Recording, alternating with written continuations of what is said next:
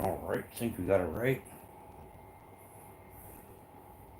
Good morning, good morning. How's it going? We got Charlie up in here, Nick Martino. Good morning, guys. How you doing? I think we're gonna try to do this coffee thing. I did forget water though. I'll have to see if Mrs. Bushcraft can grab me some water. How's everybody doing this morning? Is this working?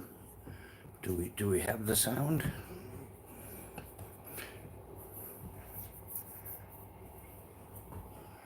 Web shooter slings, how you doing? Welcome to the chat. How are you doing? Good morning. Good morning. We're getting it going. I've been up most of the night, actually. It is what it is. Another day in paradise, right? So, yeah, we're going to need the spoon. I know. What a genius I was. For those that were here Friday night, I had this genius stuff. Like, I'm going to make coffee in the house. Like, what an idiot. Most people are making coffee in the house. I meant we're going to do it with some outdoorsy kind of stuff. William, how you doing? Welcome to the chat. Pat, oh, it's raining there. We haven't gotten rain yet here. I think it's coming, though. I have no doubt about that. Of course, we got Spider Co Sage 5 CF, and yeah, legitimate EDC. Not yeah, we're gonna use a spoon for sure. We are gonna make coffee in the house. I think I forgot the coffee in the water. We're gonna fix it though. It's something we can work with.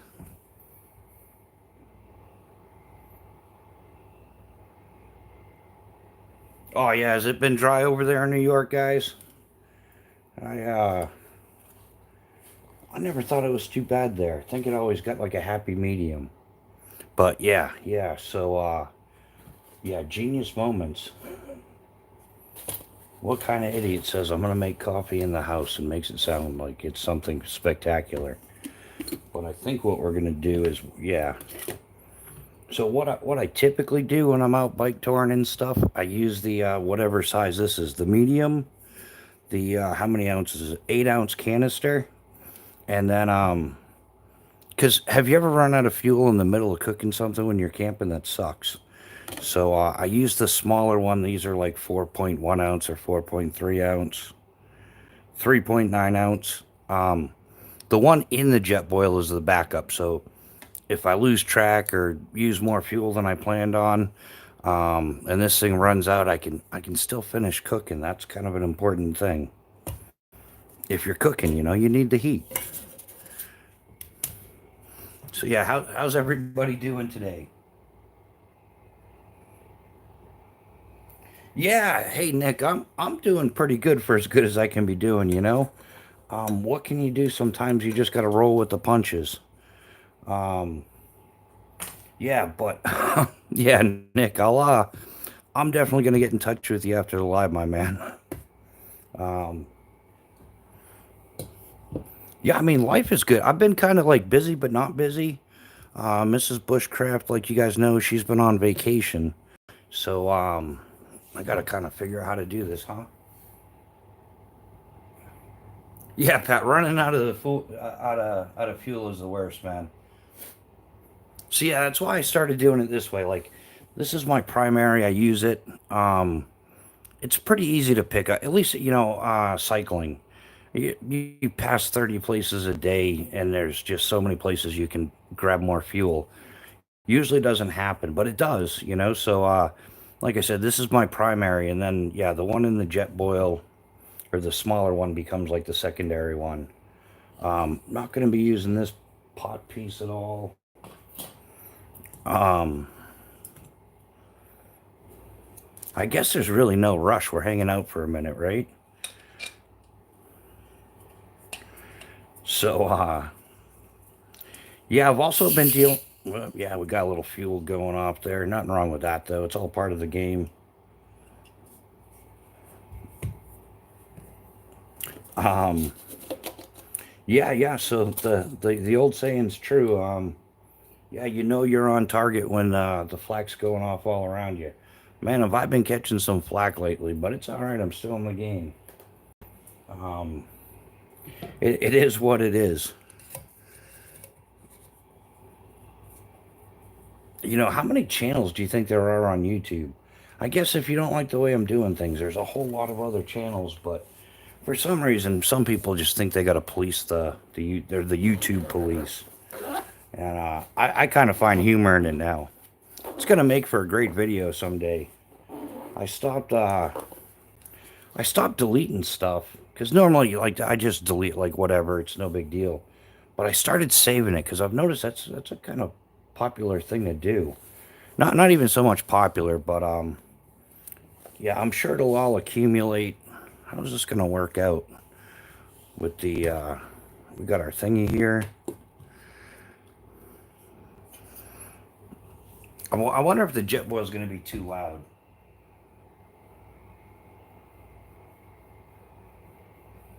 Yeah, in the end, it's gonna make you that much stronger. Oh yeah, I've had people. It's not my first time in life where people are like, "Oh, I like what you're doing." It's like, all right, I'm okay with that. Then go ahead and move along.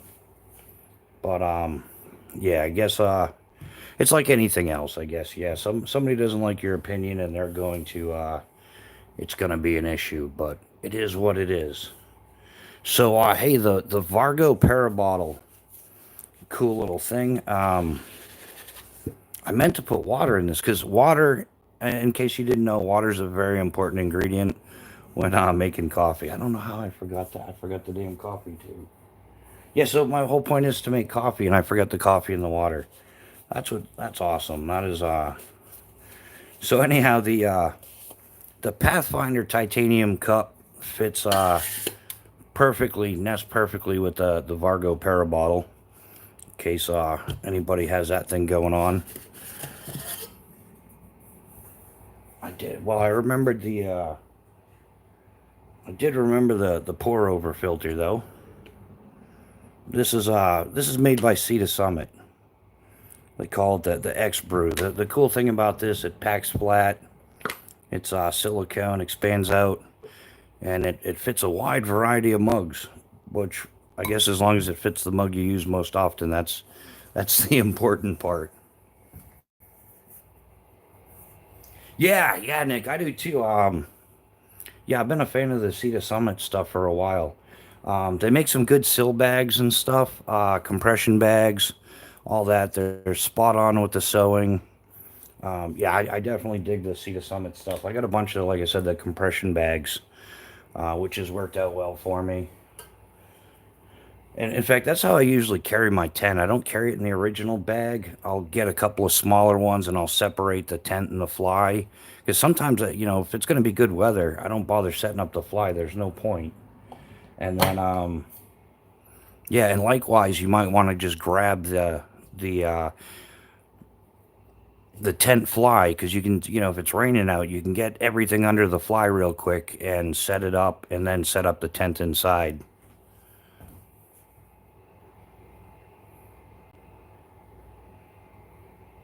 There's another one, a brand I can't think of the name. Another Granite Gear. Granite Gear makes some really good compression bags and stuff as well. Yeah, Osprey is good as well. Osprey's been around for quite a while. They're another good one. Yeah, definitely Osprey. And then what is it? I want to say it's Mystery Ranch now. It used to be Dana Designs, and then there was a divorce or something, and then I want to say that was Mystery Ranch. That used to be Dana Designs. They're good as well. Yeah, there's a whole bunch of quality gear out there nowadays. But likewise, there's a whole bunch of trash on the market too. You just yeah, do a little cruising on Amazon. You can find a lot of the knockoffs and stuff. Yeah, yeah, Eberly stock is good. Yeah, they're making some great stuff.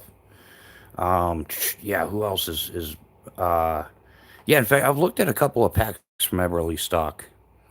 Um, Ironically, of course, it's the free fall.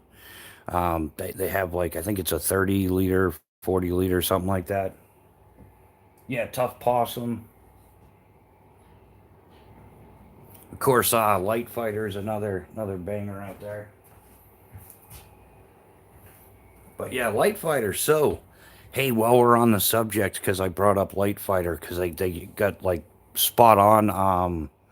Multicam. Did anybody hear that new executive order that came out?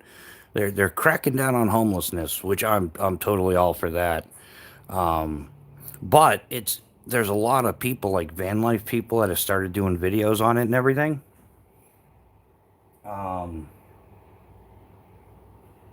oh yeah, Light Fighter. Yeah, it's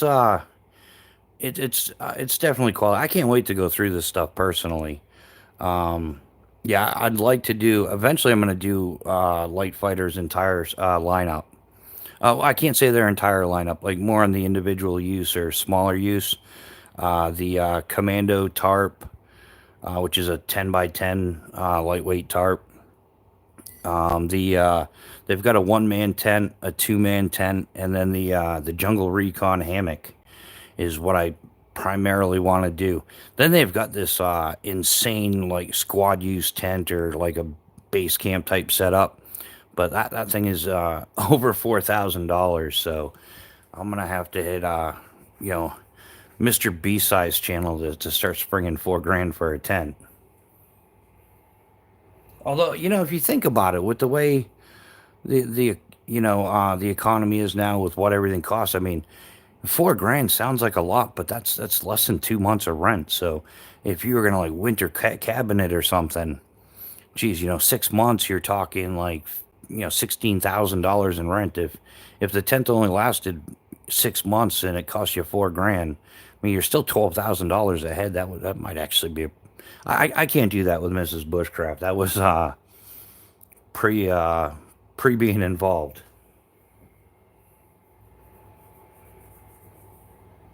Yeah, Pat, check out the Light Fighter tent, man. I think you would enjoy that. It's got like a built-in. It's an all-in-one kit. So I've mentioned it to a few people, and they look at it and they're like, it's like 310 to $340 in that price range, and that depends on if you're getting like standard nylon lines or Dynama. I would definitely get the Dynama. Much better stuff. But yeah, they look at it and they're, oh, that's expensive, but it comes with the tarp, with the hammock, with the snakes, with yeah, it's all inclusive. It's you get everything in one purchase. So some of the other ones I've looked at, even DD, by the time you add up all the components, you're up four, five, $600. I almost bought a DD hammock. I don't know, maybe like 3, 4 years ago, and the whole package deal was like $600 by the time you got like the underquilt, the hammock, all the rigging and all that. Dave James, just the normal witchcraft, my man.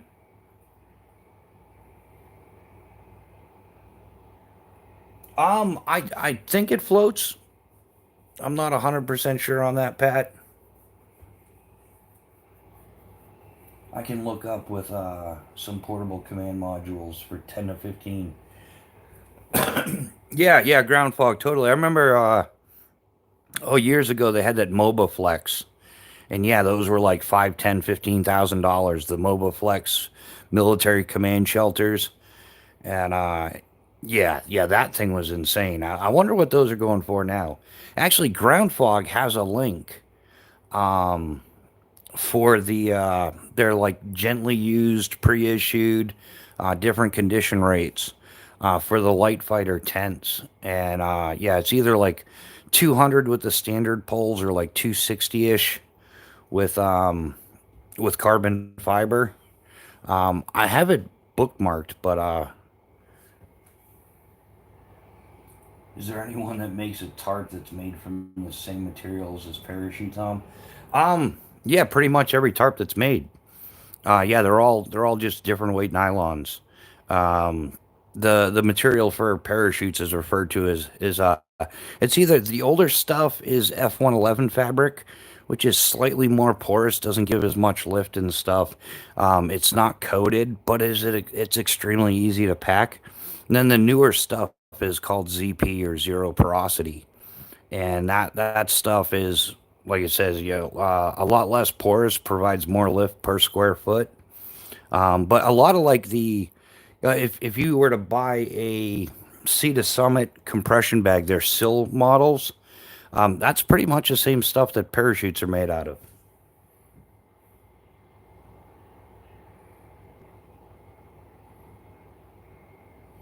Dave James, my fishing bivvy cost me $950. That was dear enough. A fishing bivvy? What is it? That sounds cool.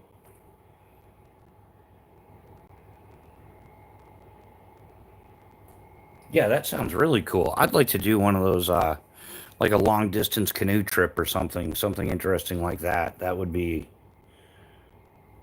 I've done canoe trips and stuff, but nothing really long distance. That's serious carping. Yeah, I've done actually what I'd really like, not a canoe, a sea kayak setup would be a lot of fun. But yeah, guys, because I'm an idiot. I'm doing the coffee in the house. I'm gonna go grab some water real quick, so we can try to make this happen. And water and coffee. So one second, guys.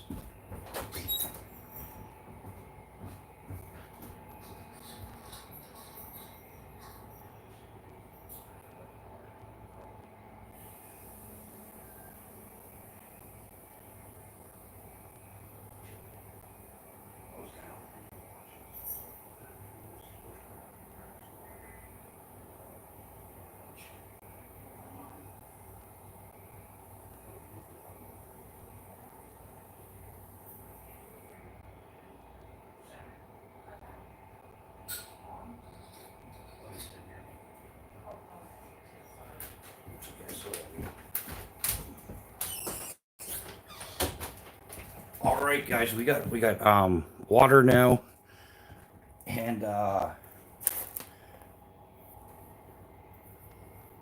and we got coffee.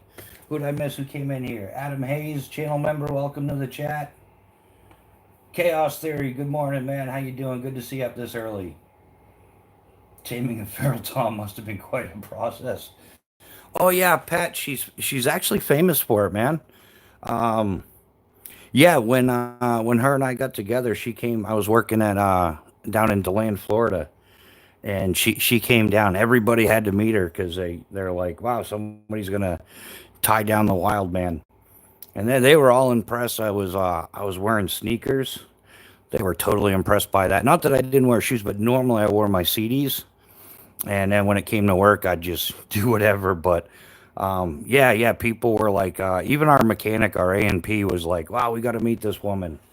But yeah, my friend, yeah, all my friends had to meet her. It was pretty priceless. I think my buddy Scotty gave her the quick interview. So, look, nice looking out.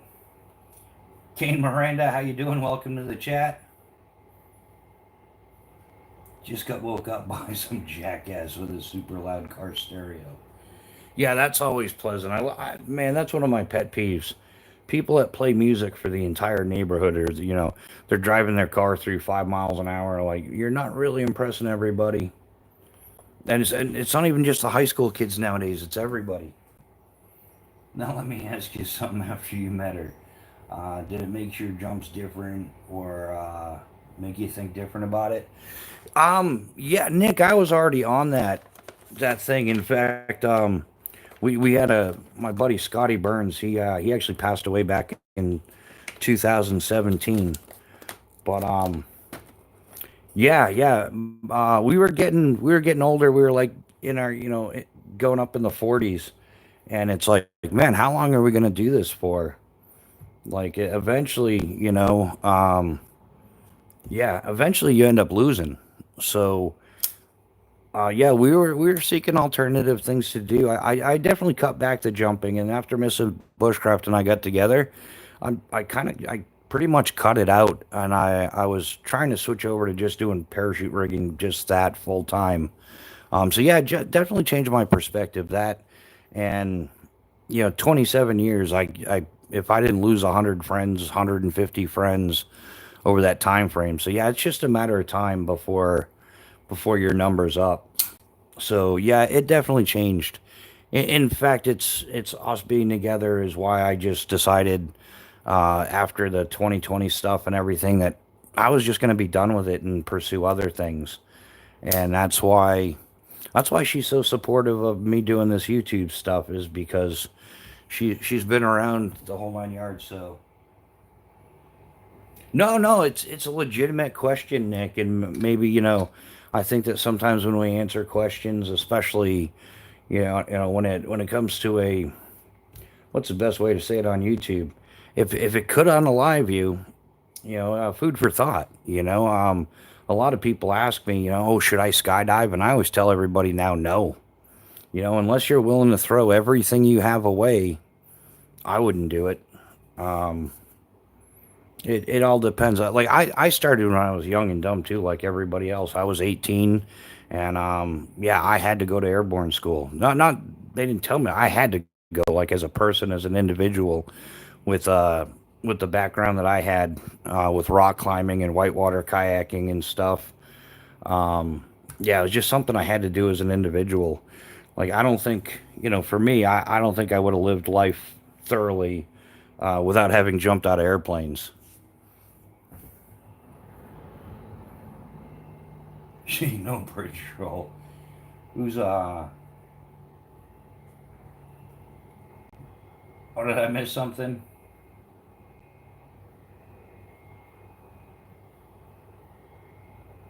Who's Dave?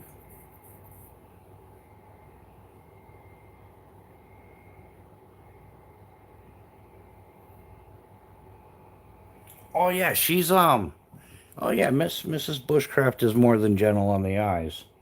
Yeah, I even did the unofficial test. Like go out with your woman somewhere, and if you can, wander off somewhere, if you can spot her all the way across like a Walmart or something, and you're like, yeah, yeah, yeah, the hot chick is mine. Then yeah, yeah, she's a keeper for sure. Oh, what else? Oh, we got to grind the coffee, right? We've done this before. I swear I have. Yeah, Pat, I showed you this grinder, right? I know we talked about it. I think it was one of Grumpy Grunt's live, different grinders and stuff like that. But I got this grinder a few years ago, and yeah, it's got all the fancy goodness to a little squeezy cleaner and all that. Even comes with a little cleaning brush, and the bit inside is titanium. And man, I've put and it's adjustable, all that fanciness. But man, I've probably put like 15, 20 pounds of coffee through here. Altriano, how you doing, brother? Welcome to the chat. Oh, I need the handle thing too, right? We're making coffee indoors because nobody else has ever done that.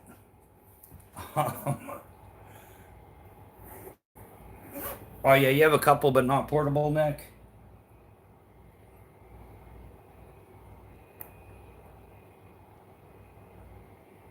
I like the one Nick recommends, a little pricey but nice. For a grinder, Pat.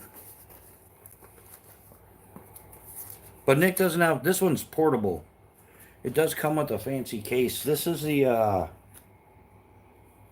Normcore is the maker of this one. Like I said, I got it a few years ago because yeah, watching YouTube, I decided to up my coffee game. Oh, it's definitely not portable. Yeah, yeah. This is portable. You hand grind it. I've got it down to a science, really. Um,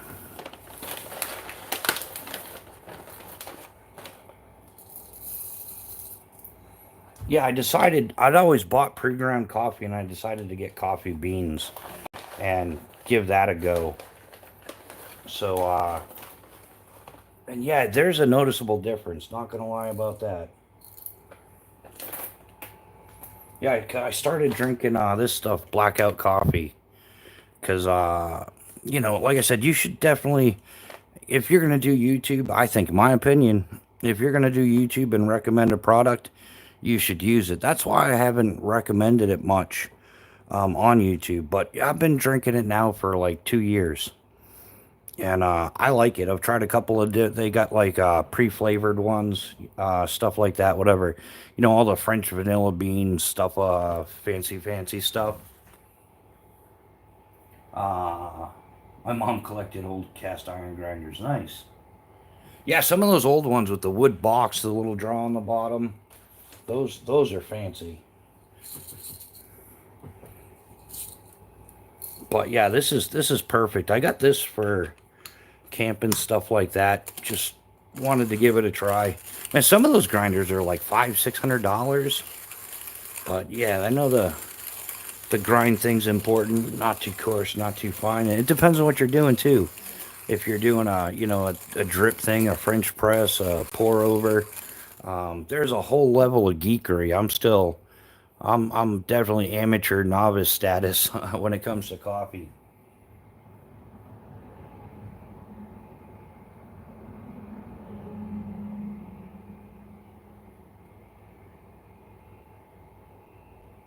Yeah, Dave, I guess he's probably one of those channel trolls, the organized trolling that's going on because they don't like the way I do stuff has been the recent trend, but yeah.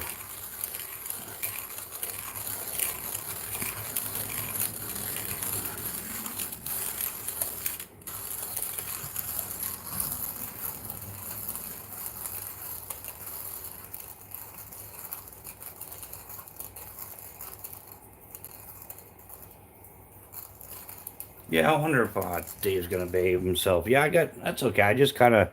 I collect the evidence and it's like anything else. Follow the money, follow the paper trail. Yeah, and the truth shall set you free.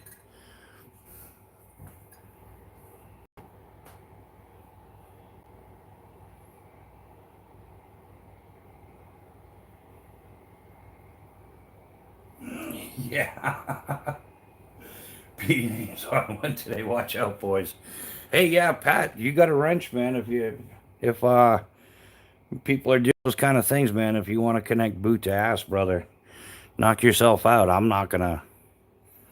Yeah, my well, how's the saying go now? My moderators are A1 from day one. I'm gonna go ahead and rob that one. Yeah. So you guys want to do something? Go ahead and do it. I meant the name of the coffee blackout. English humor, I guess you don't get it. Yeah. Yeah, it's hard. Yes, but when you're texting, it's hard to convey humor. There's no facial expression. There's no change in tone of voice. It's extremely difficult sometimes. I mean, some of it's straightforward, but yeah, some things are more complicated than the average fart joke.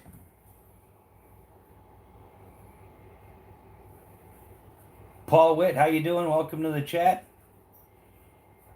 Yeah, yeah, you got to do an LOL or a little what are those little chuckleheads or something. All right, so we got coffee now. We're in business, guys. We got the ingredients going here. So all right, so well, I think Pat's probably the biggest coffee geek in here. Pat, do you know anything like some people say like when you're doing a pour over, you wet the grounds with a little bit of cold water first, or do you just go right to the hot water? Because I've tried both and I don't really notice a difference. I think the only difference really is you got to add a little bit more hot water because some of it's going to stay behind in the grounds. The coffee grounds. Guess we could put this back here, huh?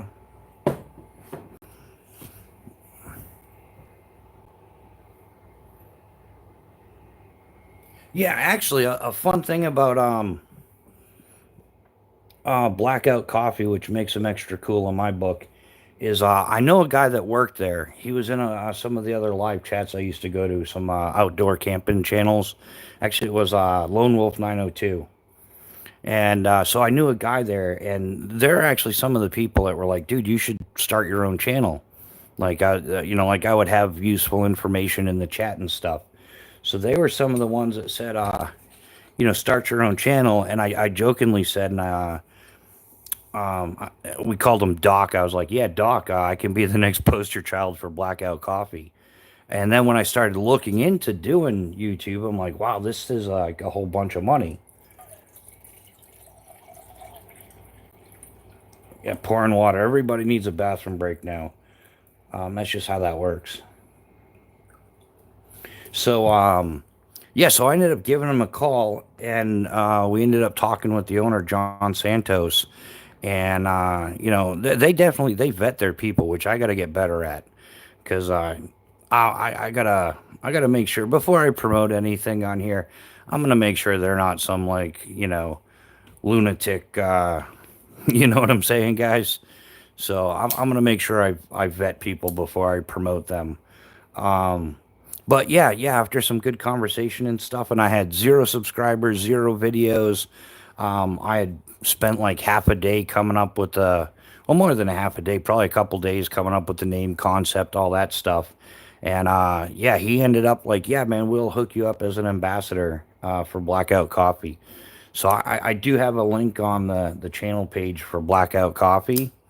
And yeah, they stand behind American values. They support a lot of stuff. They have Operation Blackout, where they donate a lot to our active duty guys that are wherever they are. Yeah, you can get discounted coffee and have it sent directly to, whatever. If you got a buddy in the military that's on deployment or something, they'll send it there. So been French pressing for like 20 years. Yeah, I tried to get into the French press thing. I was gonna do it for the jet boil, but man, that thing was absolute trash. I still have it. Yeah, this is the French press jet boil. I've got the handle thing, and the lid. The post goes through the lid here, but man, this thing, it didn't matter what I did with it. I even tried doing it like cowboy coffee. Where you put some cold water in and the grounds drop, and then French press it. Yeah, it just didn't matter what I did. It's just poorly made. I tried flexing it out a little bit to, yeah, nothing. It just never worked. They have a new one. I haven't gotten it, but it's got a silicone thing around it. It's supposed to be better, but I don't know if I'm really up for that. Kind of had that bad experience, so. Are there any no-go coffee brands that I should never touch? I don't know, Paul. Not that I'm aware of. Um, yeah, I don't know. I'm trying not to go against anything. I'm trying to be more supportive of the products and stuff that I like, that I have positive experiences with. So I mean, yeah, I mean, you could make a whole channel just on bashing stuff, but it's a the Jet Boil Micromo.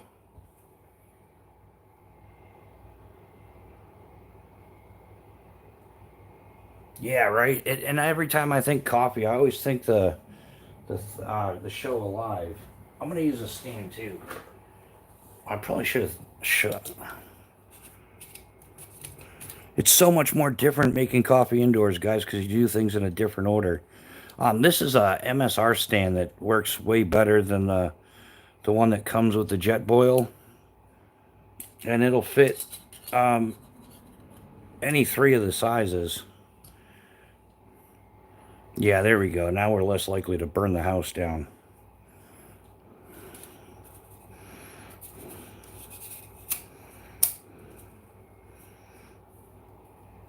All right, we're doing good. I actually recently saw somebody that had a jet boil, and they had a crosswind, and the crosswind, they should have had a windshield or wind block or something put up. And they said that, but without it, it ended up melting the base of it, and they had like molten plastic dropping all over the place. So one of the downsides to the jet boil, I guess. I wonder how this is going to be noise wise.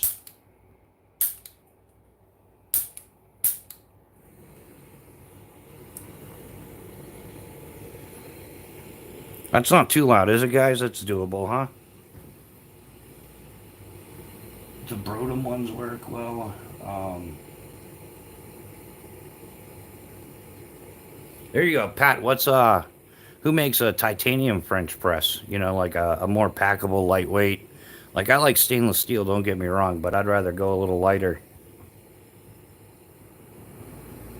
Yeah, maybe just outdoors they seem louder, huh? Is that that's full on. What could possibly go wrong here, right, guys? Yeah, why is that, Dick? Do you have does it burn up or something? That is a lot louder. I will turn it down a smidge.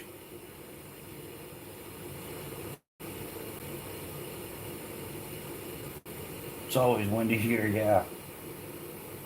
Yeah, but Pat, there's a lot of glens, things like that. You can kind of like you can hide from the wind in New York. At least, yeah, that area, like the Finger Lakes region, all that, you can usually find a pretty good spot.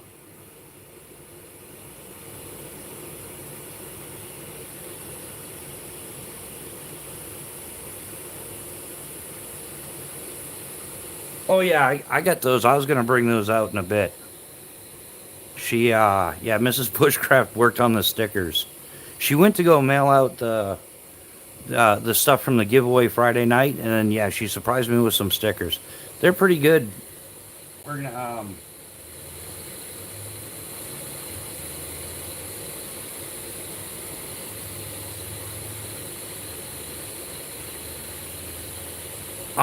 no, not no. Actually, this is pretty clean compared to the normal stuff. My dumbass is in here burning. Yeah, this is great. Yeah, I'm not over. I'm not. I got a fan going and all that, so plenty of ventilation. And yeah, Mrs. Bushcraft is home, so if she hears a loud thud, my head bouncing off the floor or something, she'll probably come and take a look. But I'm not overly concerned. I've had it like smoked out in here like real bad, doing the fire starter. So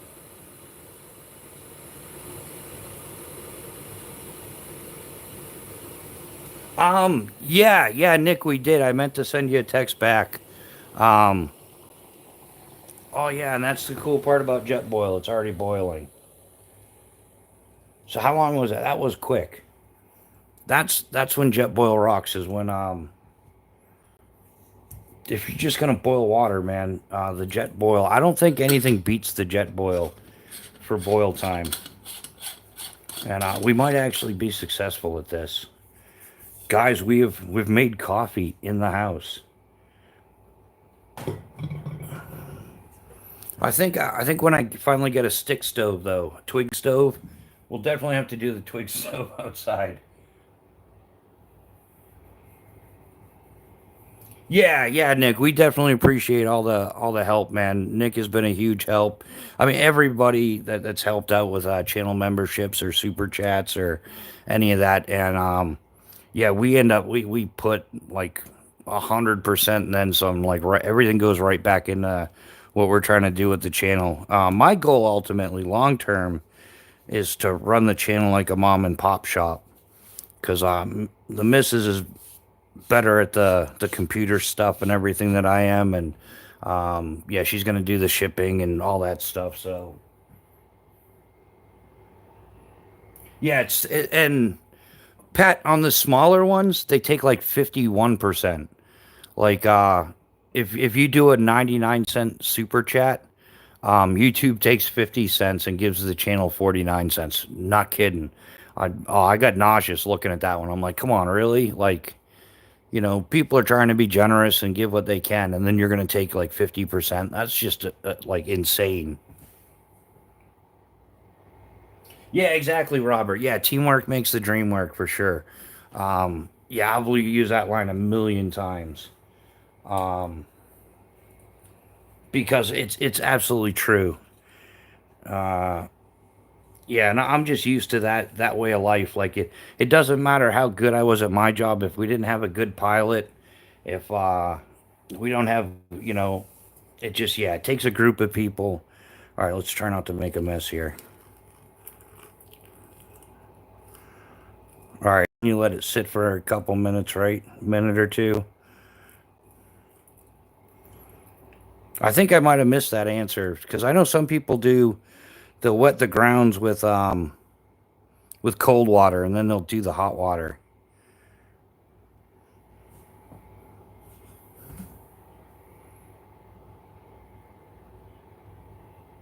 Oh yeah, yeah, Pat, that's true. Yeah, there's no I in team, but there is an M and an E. So No, we either. Yeah. Nick, what do video games have to do with this? And I prefer the PlayStation over a Wii, but man, yeah. Oh, it's been like 6 years. 6 years ago, I quit gaming altogether. Just done with it. Those microtransactions and stuff, and even in the consoles and everything, I'm like, get out of here with that. Like you used to win the stuff in the game. Um, Cold water bloom removes a slight amount of bitterness, and there you go. Yeah, and yeah, Mrs. Bushcraft helps. I mean, she manages our budget and everything. So, yeah, whenever there's any extra, whatever we can do, we do. Um, yeah, she always and it's not just the financial stuff. She'll like I said, she'll run this stuff when we've got to ship anything, any of the patches that have been shipped. Yeah, she'll help with the packaging. She brings it out for shipment. And Colby Erickson, preach brother, you used to actually earn things. Now you just buy them. It's terrible. Yeah, yeah, and that's why. And yeah, as an adult, I did do some gaming, and it's not always not the stereotypical adult gamer. It was more like I broke my leg skydiving, and so I'm laid up for a while. Or like um oh, when was it? I want to say it was 2012 or 2013. I tore my rotator cuff in my left shoulder. They were going to do surgery on it, but I'm like, I didn't really want surgery. So I had to take at least like 3, 4 months off, they were telling me, and they did cortisone shots. So, in fact, yeah, Pat, Seneca Lake, or Nick even, I rented a cottage on Seneca Lake for the winter, and I picked up a new PlayStation, a 55-inch TV, and a lazy boy, put it in the cottage, and I'm like Skyrim was my job just so I could let my shoulder heal. I ended up taking like almost 6 months off from work. Um, Confusion has entered the chat. Keep his monster drink stocked up.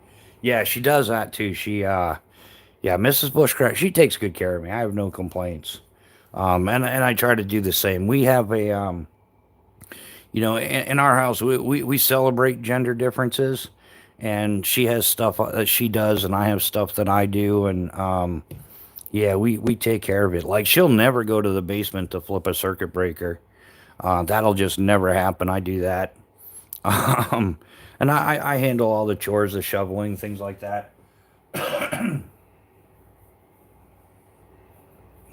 Yeah, Skyrim is an awesome game, though.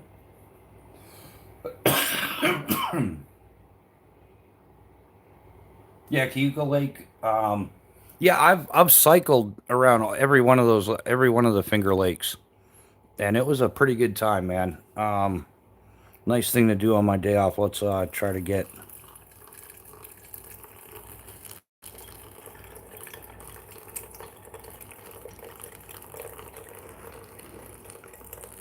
So the nice thing about this Sea to Summit pour over, one of the selling points for me was the fact it's got that reusable metal screen, so I didn't have to carry all the other stuff. Oh, we're getting there.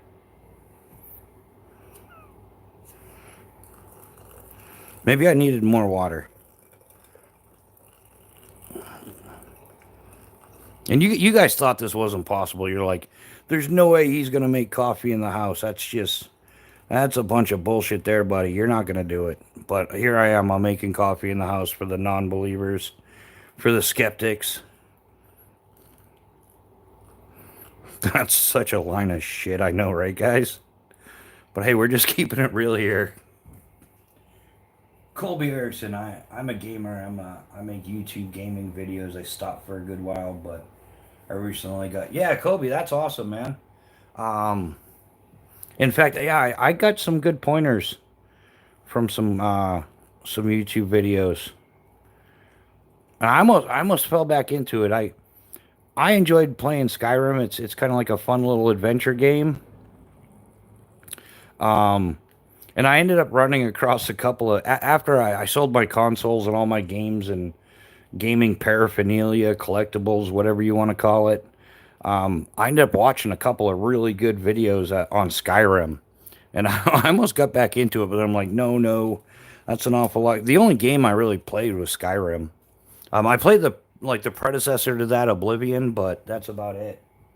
I went through 2 years of hell and pain with my shoulder, and spent a lot of time playing in Metal Gear 5. Yeah,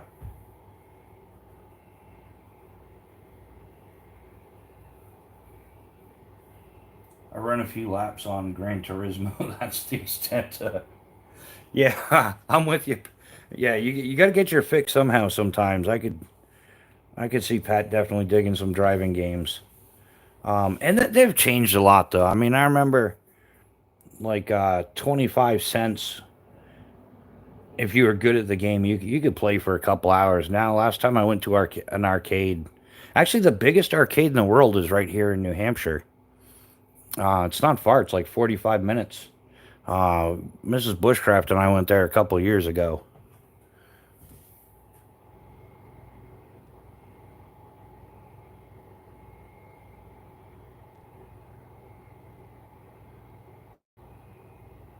Batavia, yeah.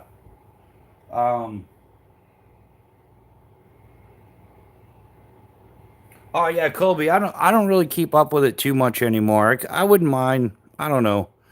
I'm sure I'll do something stupid and end up on crutches again or something like that. And I'll oh, that's nice. Well, I got some stuff too. Maybe I do, maybe I don't. I had some. I usually put a sugar and a little bit of cream in my coffee. I remember when Mortal Kombat came out in the arcades. Yeah, I remember that back in the yeah. Yeah, my first legit job on the books was at Chuck E. Cheese, man. And so yeah, I played a lot. My little brother's godfather was regional manager for Showtime Entertainment, whatever the actual corporation is that owns Chuck E. Cheese. So yeah, we were gaming back at Chuck E. Cheese back in the day. We had a nice big arcade in Manchester. Um, should have grabbed a paper towel or something. I got something. I'll put it over there. So yeah, the nice thing about this is, it's coffee grounds. You can dump it out, rinse it out, and yeah, you've got that filter going still.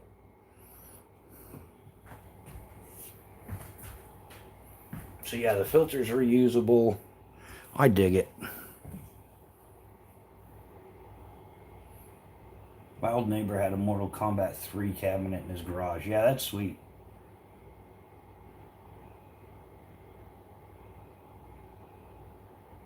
Oh, okay. Um, Plans are, yeah, that's right. I don't even know what time she's going. So, watch me hit this cool jump the phrase it versus Bushcraft return to game. And yeah, yeah, hold my beer, guys. Watch this. This is going to be great. Um, Yeah, my total combined time, I'm not sure if I mentioned it before, but from the time I was 18 and over 27 years of jumping out of airplanes, I've got I calculated roughly 54 weeks on crutches. Um, and I broke everything on my left side from the pelvis all the way down to the foot. Compound fractured my left femur, broke my tib fib. Um,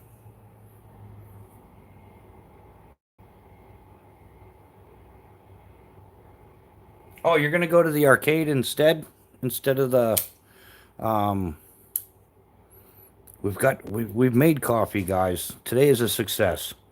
That's like make your bed every day, and the logic behind making your bed every day is you start your day off at like accomplishing something no matter what, and then at the end of the day, even if your day was messed up, whatever, you're like your bed's ready to go to bed. You don't have to do more to get to bed. Just a silly little head game you can play with yourself. Um,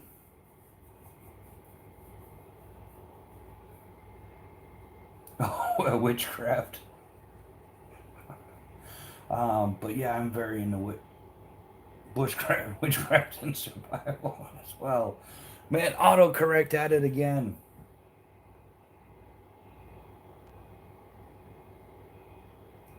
Plus, it makes you feel like you accomplished something. Yeah, yeah, that's a great way to. Yeah, I've done that forever, and well, yeah, sometimes Mrs. Bushcraft does it now because we have this special thing that goes over the bed because of her damn cat. That cat again. Oh my, it's always the cat, guys. You know this. But yeah, so we put I'm allergic to cats too, which is part of my problem with cats. I should have finished drinking this coffee first, but we're double fisting the coffee, guys. This might be a screamer.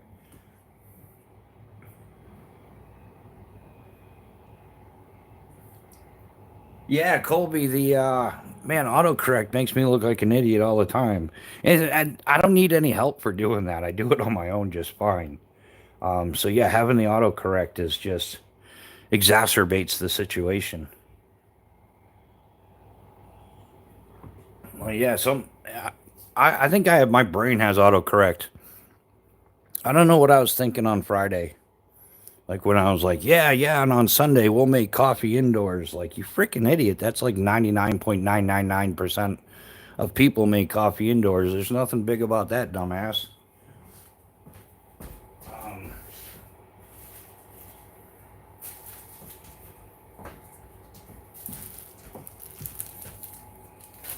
and nice little penny saver there. If the missus or something goes to the Dunkin' Donuts, have them grab a sugar if you want to bring it out with you. Um, even though we have a cat, doesn't mean I like it. Yeah, yeah. I'm all about getting a dog. In fact, I have a cat I'll trade for a dog anytime. Doesn't even have to, just not one of those ankle biting dogs, you know? Like there, if it looks like a barking cat, I don't want it. Like proper dog size. Like German shepherds, the Malinois. What else do I like? Like herding dogs, working dogs. Like I don't want some lazy couch potato dog. I need a dog that like wants to go outside and do stuff and go on hikes and do all that good stuff.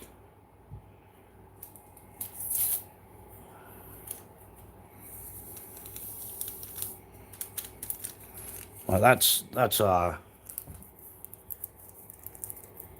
yeah, exactly, Nick. Like the dogs that are like yeah, dogs that are like high need, I guess, are the dogs that I like.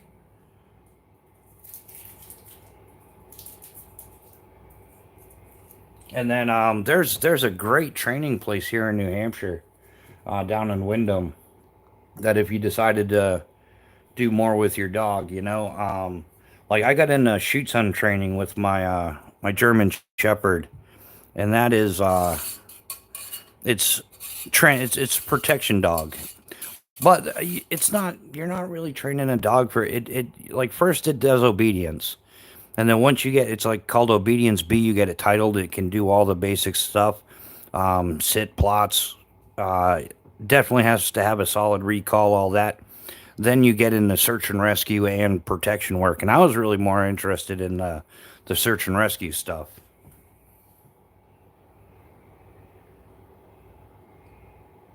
Proper dogs. All I've got are two ankle biters, a mini land shark.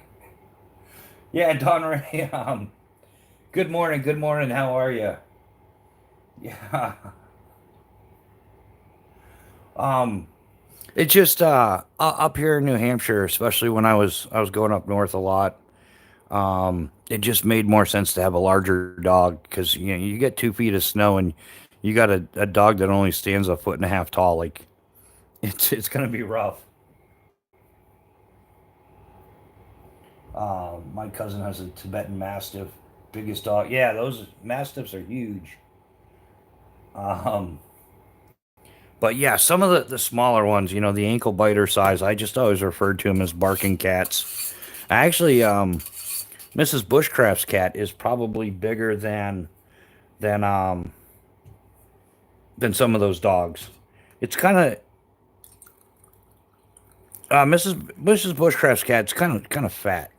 No, it's not kind of. It is.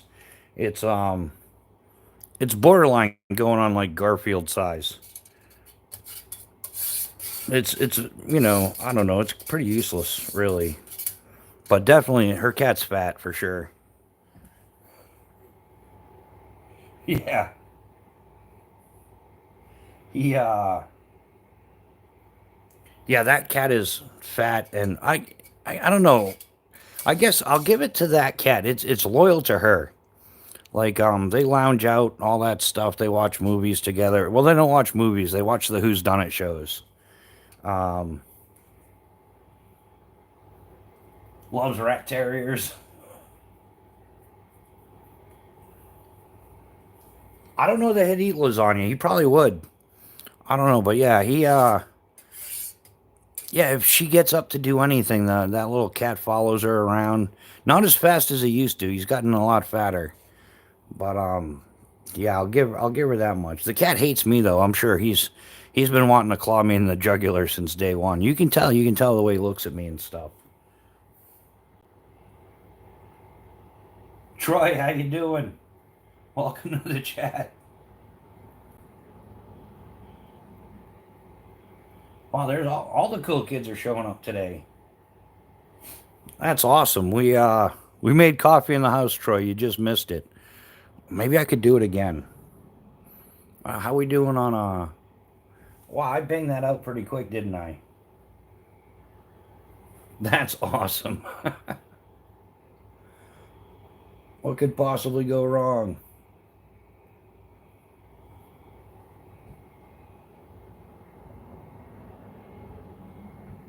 Oh, and I've never fed the cat, not once.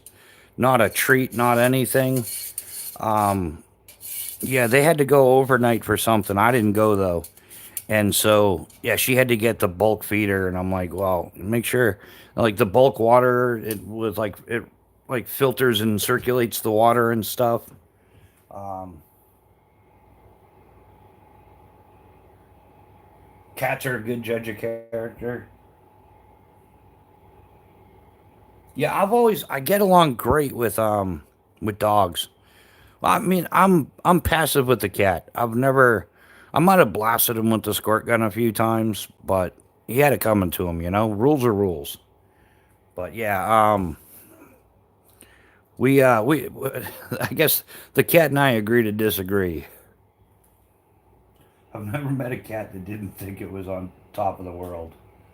Um, no, not this cat. This cat, I guess with everybody else, but not with me. He kind of knows his place, and it's worked out pretty good for us. But I don't mislead him or anything like that.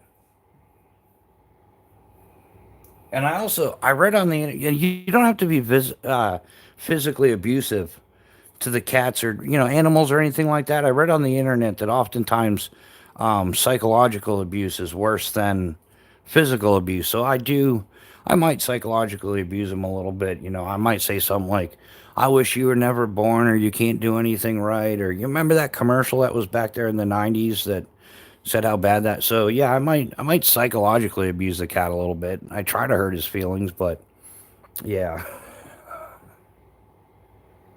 I have three cats and two foster cats and my dog. Those eyeballs are looking yummy. Someone's cat. Yeah, but even with Mrs. Bushcraft, as she'll back me up. I've never done anything to her. I just leave the cat alone. I just wish he'd stop antagonizing and provoking and have a little respect. Um, so those eyeballs are. Oh, yeah, and then like the cat will try to bite me, and then she'll be like, "No, he was only yawning," and I'm like, "No, no, really, he was trying to bite me." But yeah, I don't know how long she's had that cat for quite a while, and I had never had a cat. I'd never been around a cat, and like we're a dog family, like growing up and everything, so I didn't know how evil cats really were. And so when she's like, "Oh, I want to get a cat," and I'm like, "I'm allergic," and we worked on that. But she got a cat, and it didn't take me long to be like, yeah, I really don't like cats. Like the thing doesn't listen. It doesn't, it doesn't sit when you tell. It just sits around for free food, like free food, and then hangs out with her. And he would try to invade my personal space and knock stuff over. You can't have that. Yeah, he's yeah. I don't know. Something happened to that cat. Like it used to go outside a lot, and now it doesn't want to. Um, but yeah, since the cat decided to stay in the house, he's mellowed out quite a bit. My cat lived 24 years, bit me all 24 years. Um, yeah, he's only yawning. Oh, I know that cat hates me with a passion. You can tell he gives me that little squinty-eyed, evil look and everything, and then he antagonizes me because I keep the door closed. He's not allowed in here because, like I said, I'm allergic to cats, so I have my own little space. But yeah, when she heads to work, the cat will sit outside the door sometimes for like an hour and just meow, meow, and just nag me and antagonize and provoke. It's like, come on, can't just go away. Sounds like he's scared of your cat. No, no, Dave, I'm not scared of the cat at all. I have the cat has claws, but I have phobos, and I think the cat knows it because he doesn't come in here. Like I don't know which if you had to skin a cat, which one would you use? Yeah, I don't really. How many claws are on a cat? I think three or four or something. Um, Maybe this is why the cat doesn't come in here. He's realized that that's a fight he can't win.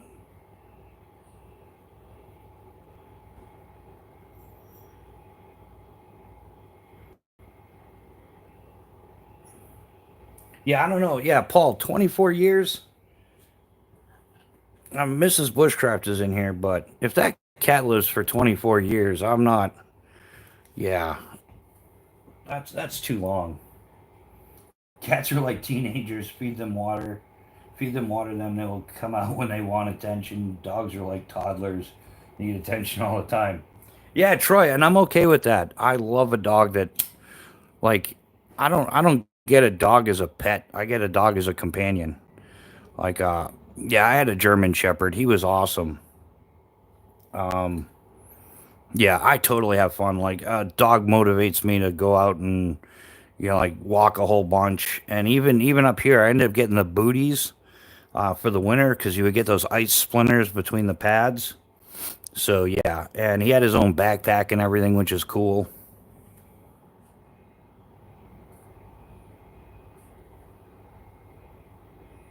Is what a world record. The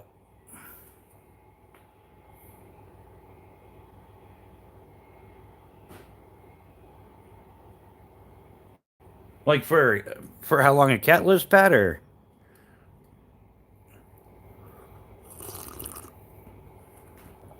yeah, that's good coffee there, guys.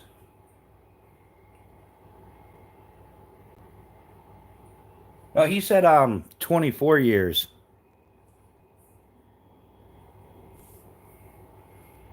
She passed in January, but she was one of those Japanese Siamese cats. Did you see those Maine Coon cats? Is that I think that's what they're called. Those things are huge. Yeah, Pat, I agree. That's way too long. I mean, I think anything over 4 years is too long. No, that's horrible. I don't know how. I think she's had it for like 6 or 7 or 8 years. I don't know, but it's been too long. Yeah, it's just relentless.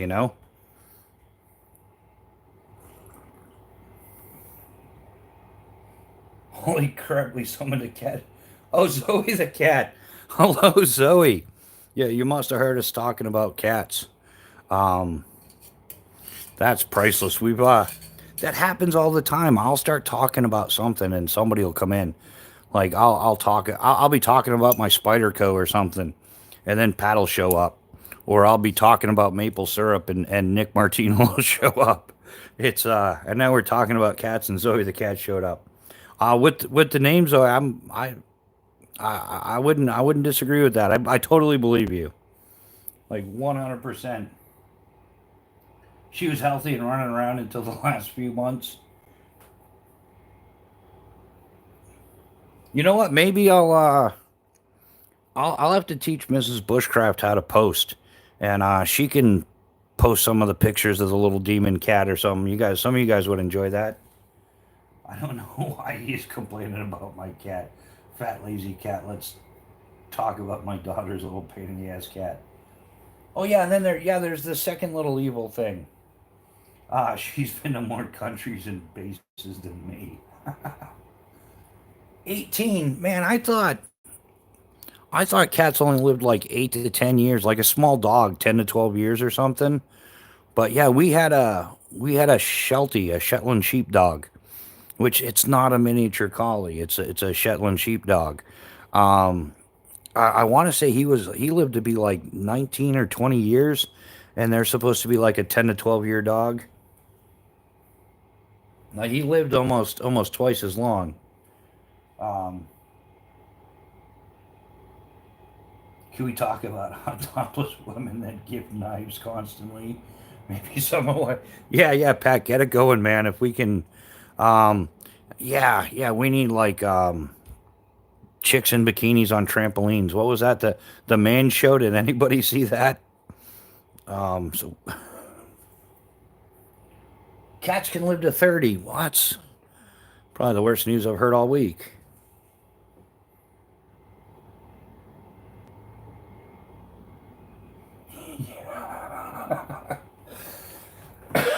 Um, oh, that's priceless.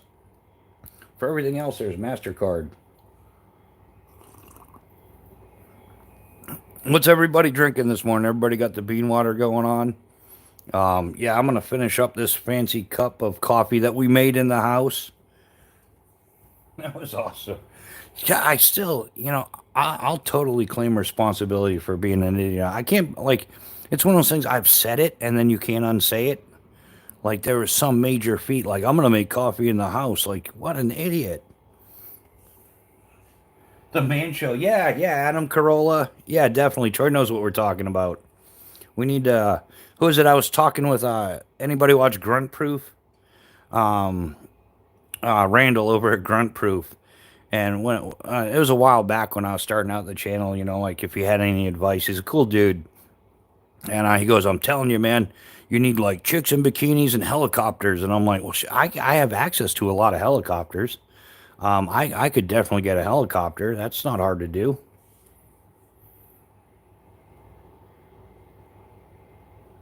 But I got a McDonald's caramel mocha frappe.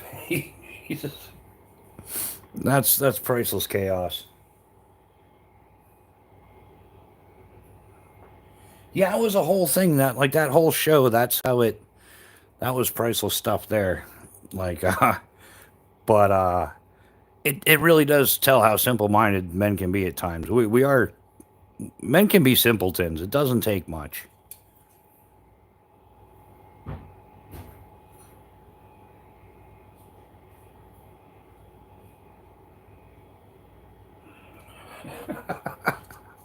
Yeah, nice shooting there, Nick. We got um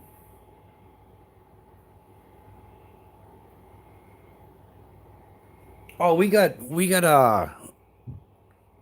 get some college chicks. I could talk to a young man there. Pam's son is in college. I could talk to him. Yeah, yeah, that's the stuff we delete right away. That's God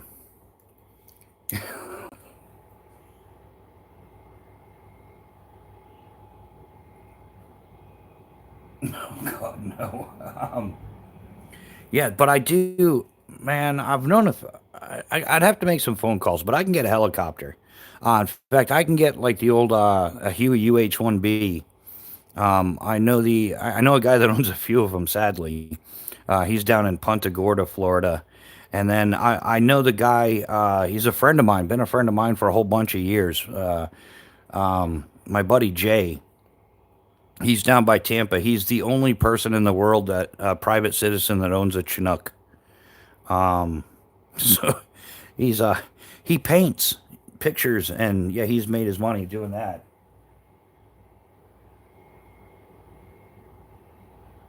Yeah, I think this is an older one. I think it's like a 47 or something, Nick. The CH-47. I'm not 100% positive. I'd have to kind of like search him down. I haven't talked to him in a few years. But I did. I got a bunch of jumps out of the Hueys when I was in Punta Gorda. They do state contracting, spraying mosquitoes for mosquitoes, and they were getting ready for the upcoming season. They were going to do some test flights, and they're right adjacent to is Skydive Southwest Miami is the name of the drop zone.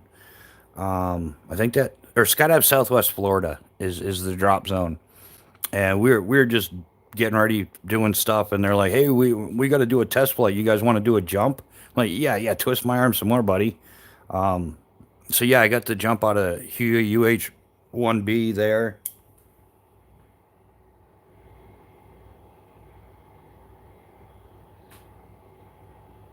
All right, yeah, just yeah, do what you want to do.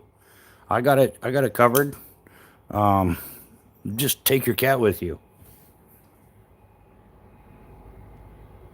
He gets it sometimes. The track I go to is an old airstrip on a mountain. The owner has a Red Bull racing plane in the hangar. Yeah, they're those are cool. The Red Bull racing planes. The yeah, that's some cool flying there. I wouldn't mind doing some of that stuff. Yeah, I would actually. Yeah, I'm kind of done with that stuff, but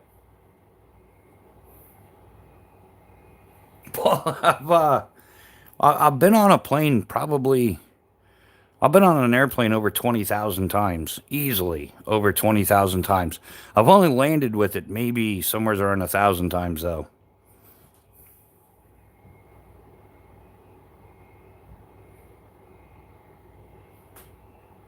I have to skydive the lakes up here.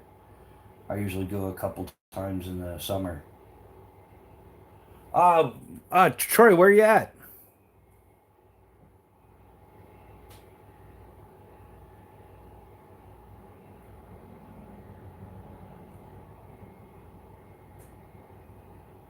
I'd love to go for a rip and a warthog. Yeah, one of the coolest jumps I ever did was out of a pit special. Oh, Southwest Minnesota. Yeah, I haven't been out that way. So you do a tandem, Troy, or do you fun jump?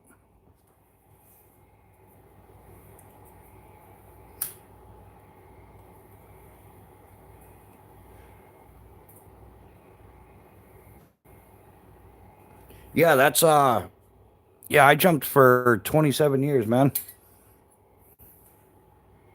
Yeah, tandem. Yeah, that's what well, that's what most people really do actually. Yeah, they're fun. And tandems are kind of like what fuels the skydive industry. Yeah, they're fun to do. Talk about like loving your job all day though. Like 99.9% of people are just like they're there to have the best time of their life, so it's easy to have a good time. Been over 30 states, but we drive, man. Right, yeah. I quit driving like 18 years ago.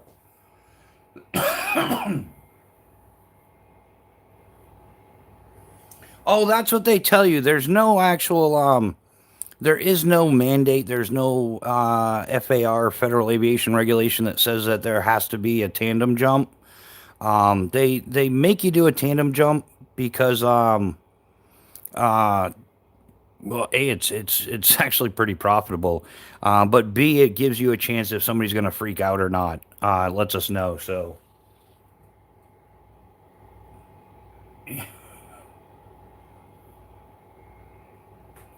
yeah, so you did so Nick, you oh yeah, you said 2003? Yeah, I didn't. I was out there 2007.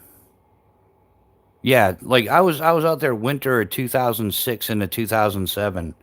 The summer season I spent at Skydive New England in Lebanon, Maine, and then I went out to Vegas and worked there 2006, 2007, and then the 2007 season I came back. I went to Orange, Massachusetts to Jumptown.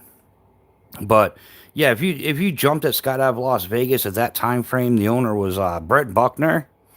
He's kind of like a Air Force ring knocker. Um, yeah, so you probably went out to like Boulder City. Yeah, yeah. Skydive Las Vegas is actually in Boulder City, which is cool. Bootleg Canyon is right there. Some of the best downhill mountain biking I ever did. Uh, I just don't want to be one of those people that freak out, and I don't see myself freaking. But yeah, it's okay, Paul. Even if you probably won't freak out, and they'll be able to read you pretty well, actually. Um, as a tandem instructor, you definitely learn to read people, like and just doesn't take long, and the longer you do it, the more you build. But most people are pretty chill. I've only had a few people freak out over the years. Most people are just like they put their trust in you. We do it all day, every day. So um,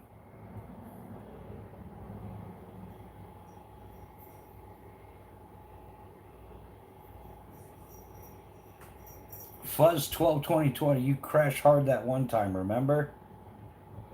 Um, are you talking? Dude, I've crashed hard a bunch of times. And some of them I remember most of it, but not all of it.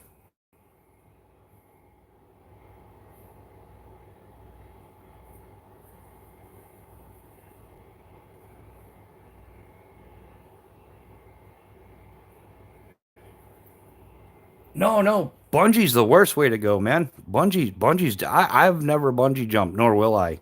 That's 47 flavors of stupid right there. Anybody with a credit card can buy the gear and bring you out bungee jumping. There's no regulation. There's no standards. I mean, it's kind of like self-regulated, but anybody can do it, and that's why bungee jumping for what it is actually pretty dangerous.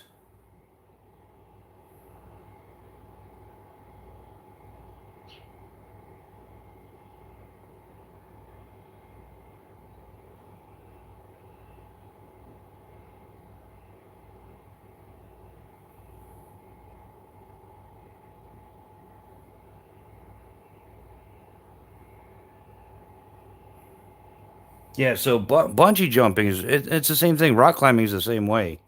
Although rock climbing does have the AMGA, the American Mountain Guide Association.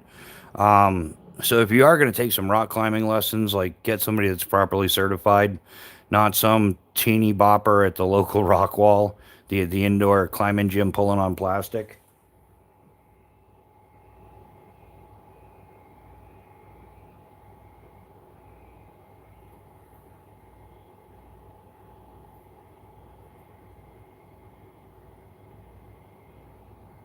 Nope, doesn't ring a bell to me. Sounds like he's yeah, haven't got a clue. I do know a guy named Danny, but he's down in Florida. That but I haven't really talked to anybody in skydiving about my YouTube channel. I don't think it's really relevant, and I don't want to fall into that having a bunch of people trying to be supportive applying for no, I don't think that's no, not the Danny you know. I just think that was somebody being whatever. I don't think Danny's on the internet anymore. Cause yeah, he was on that. He got grounded for 90 days for internet stuff.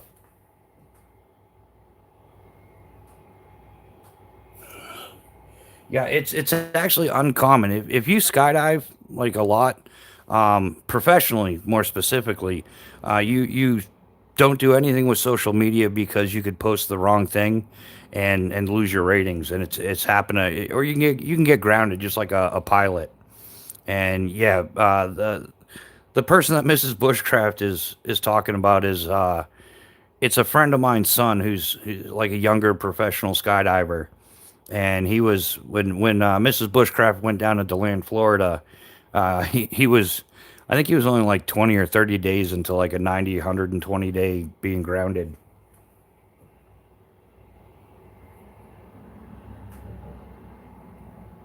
Um,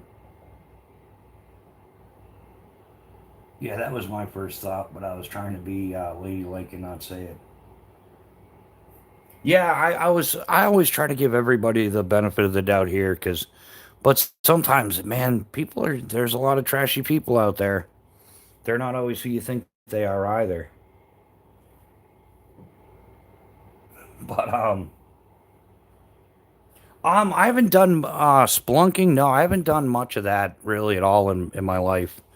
Nothing major. I went to that oh, where is it? There's a massive cave out in Arizona when I was out that way. It's got like the biggest stalagmite in the world or something. I checked that out, and then there's like the little polar caves in New Hampshire, but yeah, not much into spelunk. Definitely not cave diving. That's a whole. I don't understand that. I've been scuba diving. I had my patty, open water and stuff. And then, but I didn't get to do much scuba diving because it doesn't click well with skydiving, because like when you scuba dive, you're not supposed to fly for minimum 24 hours. So if I go scuba diving, then I couldn't work, and it just didn't work out. So caves freaked me out. I saw a video of a couple guys in a cave, and it started raining heavy. Yeah, you get trapped in them. Yeah, I think I've seen similar videos. It might not be the same one, Nick, but yeah, I've seen that where, yeah, that's just insanity. Yeah, cave diving is a whole, that's a whole special level of, yeah. Even like base jumping's pretty stupid too, but I've done a whole bunch of that. Most of the stuff I've done, like rock climbing, I used to do a lot of rock climbing. That was kind of like my gateway sport. And then yeah, I started rock climbing when I was about 10. And then whitewater kayaking and ice climbing when I was 14. Um, Cycling is something I started as a kid. And oh, it's a trip, man. Base jumping is a trip and a half. It's a super rush. But yeah, you gotta. I actually I got into base jumping for different reasons than most people. Most people get into base jumping for like the adrenaline rush and everything. But I got into base jumping because as a parachute rigger, I wanted to like prove my skills. Like my stuff's gonna work every time, and I'm willing to put my life on the line to prove it. That was my motivation to be a base jumper. It wasn't slightly different than the vast majority of base jumpers out there, which is not very many. Um, there's a company that does it in the Grand Canyon. Yeah. Yeah, Pat does. In fact,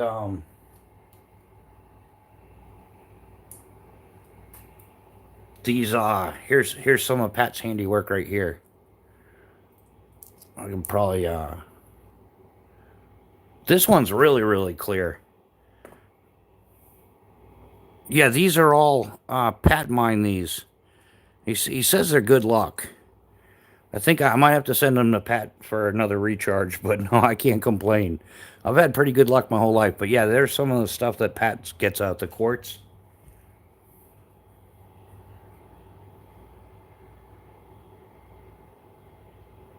Yeah, the Grand Canyon, Paul. If you haven't seen it, yeah, you got to go.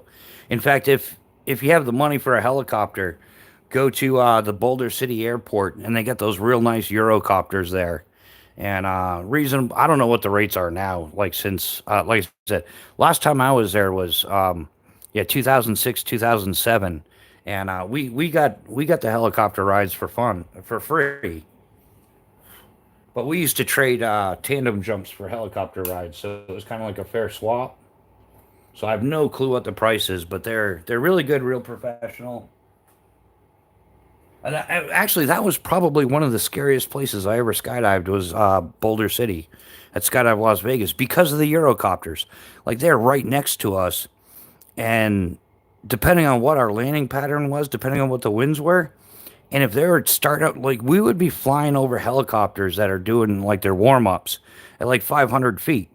So like 500 feet below you is just a giant blender that you just feel like it's going to eat you as a skydiver. It was like not authentically scary, but the like it probably never would have happened. But damn, like why? You know, they always teach you like one of the things we teach in skydiving is don't fly over anything you wouldn't want to land on. And here we are flying over helicopters doing their warm ups and stuff. Um, yeah, so yeah, the Grand Canyon is amazing. Yeah, if you can get a nice helicopter ride of it, or there's also another one they do. They also fly super otters, which is what we skydive out of predominantly. So um, yeah, what else have we got going on? Yeah, hiking it's awesome, and there's a lot to do um, in the area.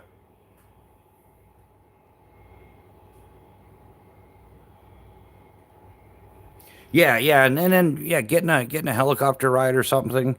That's a perfect way to go because like depend. I don't know everybody's physical abilities, but one of the deceiving things about the Grand Canyon when it comes to hiking is you can truck your way down there, and you're like, oh, I'm making mileage, I'm doing good time and all that. But it's coming out. It's climbing back out. Is that's the part that whoops you. Um, the VR has some awesome 3D tours.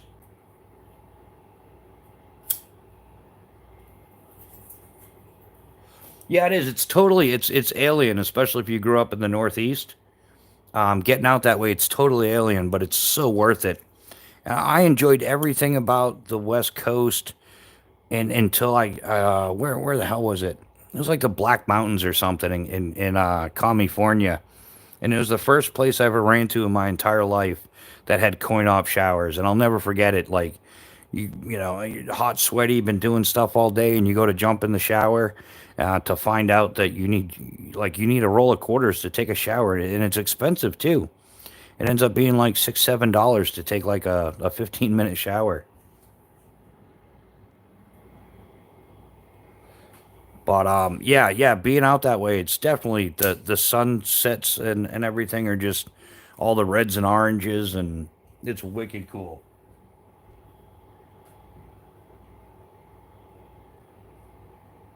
Yeah, it was just growing up fast for us, so we came back to New York. Yeah, yeah, Vegas. It's a good time, and it's different if you live there.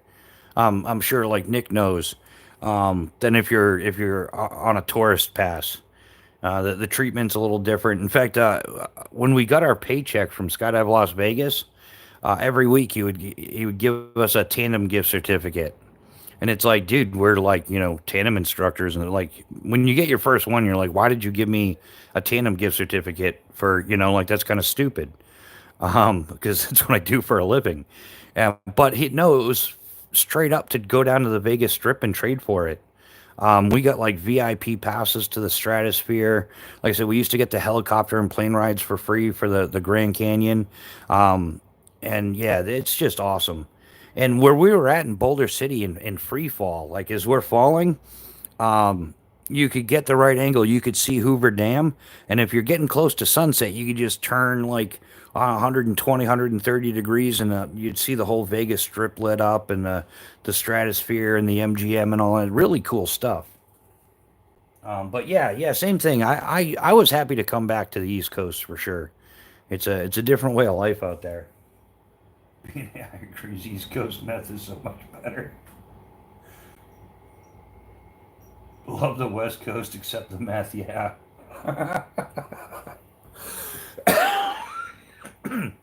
That's priceless chaos. That was. Yep. Drugs are bad. Okay. Yeah, too much hustle and bustle. Yeah, and that's why, man, New York is weird like that too. Because if you're anywhere around the city or Long Island, it's extreme hustle and bustle. But and that's the impression that you always get of New York is always New York City. You don't get the other stuff. But yeah, when I got up to the Finger Lakes region and everything, I actually like New York. If that portion of it would just kind of like the ice shelf just break off and kind of float away, New York would be an amazing place. Oh, Cabo, yeah, yeah. When I worked at Skydive Pepperell, we used to lease our jump plane out for the winter to the drop zone down in Cabo, Mexico. I almost went down one winter. I'm kind of glad I didn't. But we had a guy working there who robbed us, and we actually helped him load up the airplane. And then he flew down to Cabo. We loaded all the stuff that he stole from us onto the plane. And farthest away I've been in Central America, Costa Rica. Yeah, I only stick to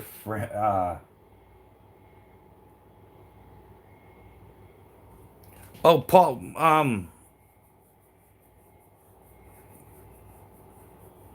Yeah, Paul. What are you asking me? We know why. What?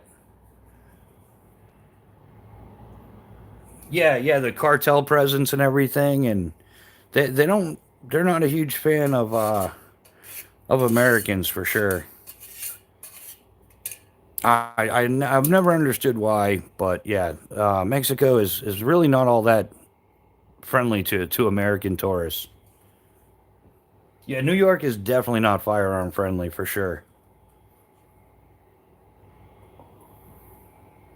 Okay, all right, that's cool. Yeah, I try to answer everybody's questions. That's all.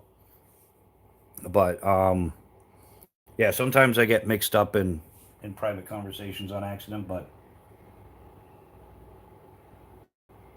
yeah, and oh, if you go to Mexico, I don't know if anybody saw around the 1st of July, that area. I'll say between the last couple days of June. It was definitely around 4th of July weekend. Down in Mexico, they were going around. Speak Spanish, use pesos, go home, gringo, all that stuff. So, Gonzo, what's happening? Good morning, man. How are you? Yes, it's when do we assimilate and learn the language? Exactly.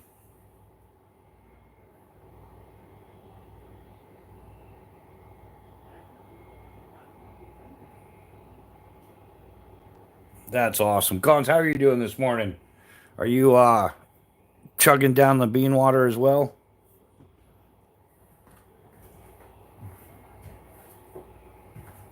You missed it, man. We made coffee in the house. Dream trip of mine is the Carpathian Mountains for a few weeks with a couple squared away peeps. That sounds good, Ground Fog, for sure. Irish John, good morning. Welcome to the chat. One of our channel members there, Irish John. Clint Crosby, good morning, man. How you doing? How's life treating you? Awesome, awesome. Does anybody know if Grumpy's going live today? Is he back on schedule? I know he's kind of been back and forth the last couple months.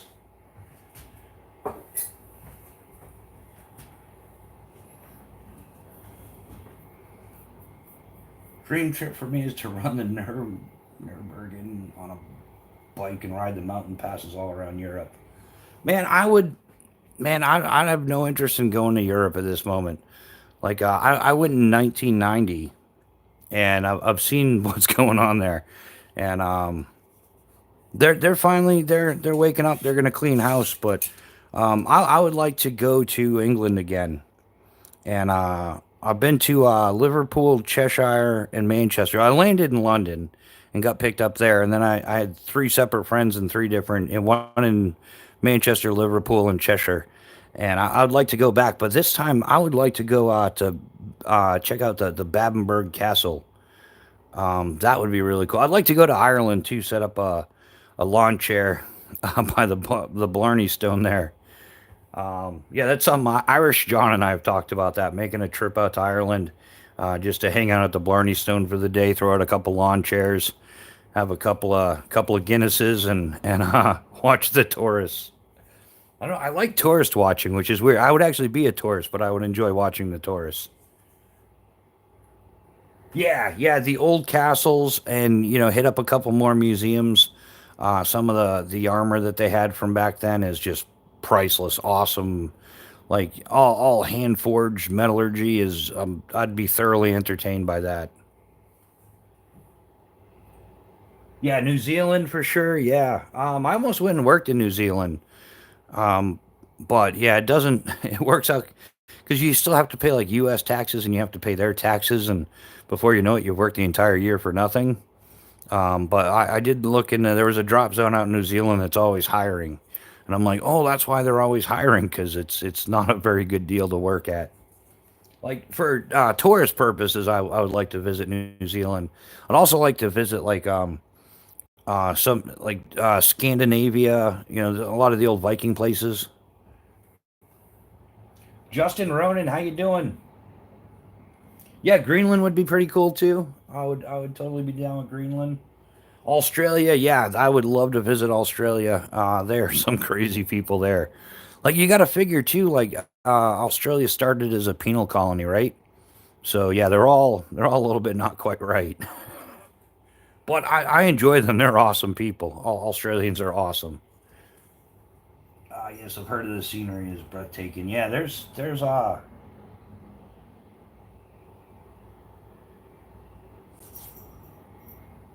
Oh yeah, yeah, chaos exactly. Yeah, that was the entertaining part for me.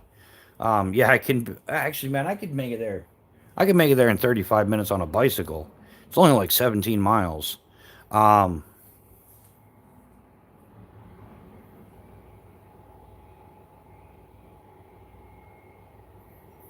yeah, Australia is lit. Yeah. Um, and Australia is one of those places. It's almost like no, it's I think it's actually worse in Florida. Like there's all kinds of stuff that wants to bite you or eat you or like just take a limb off or something in Australia. Very dangerous. I'm back bowling in Manchester. Is our plan B on? Okay, when do you plan on going? I haven't got a clue. I want to go to Australia, go to the KTM factory, and have a little talk with their engineer. Yeah, I'm bringing that baseball back. Has anyone seen a volcano up close?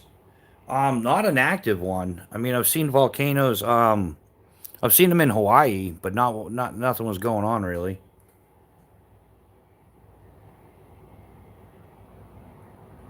That's one thing we went to do park. Yeah, that's another place. It's yeah, Kauai.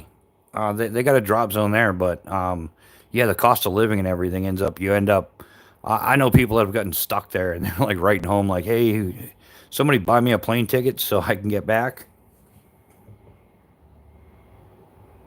Yeah, Mount St. Helens, Nick, that's cool. I've seen an inactive volcano up close in Costa Rica. Yeah, volcanoes.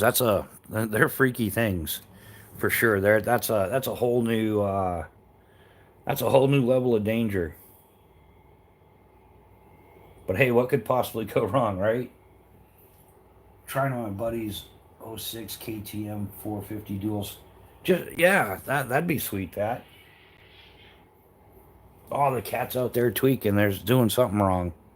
I heard him. He's gonna cave himself eventually. Yeah, man. Especially the way the economy's going. Like there's a lot of yeah. Economy's kind of dragging. Yeah, danger, Will Robinson. Danger, danger. That's what I used to when I would scare tandem students and stuff just for the fun of it. I'd be like, hey, you just more danger for your dollar. Trying to give you a bargain here.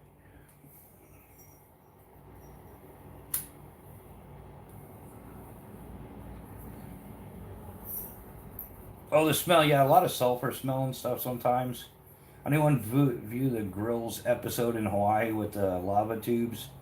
Someone else posted the other angle, 300 meters from a highway. No, I missed that one, Grand Fog. I'd have to look it up. Yeah, that stuff's interesting. All the lava tubes and everything.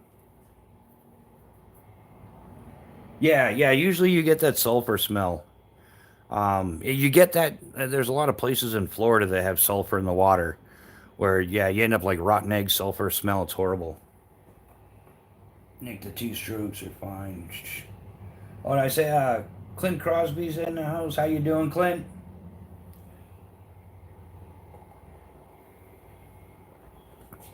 So what else have we got going on? Yeah, still enjoying the coffee.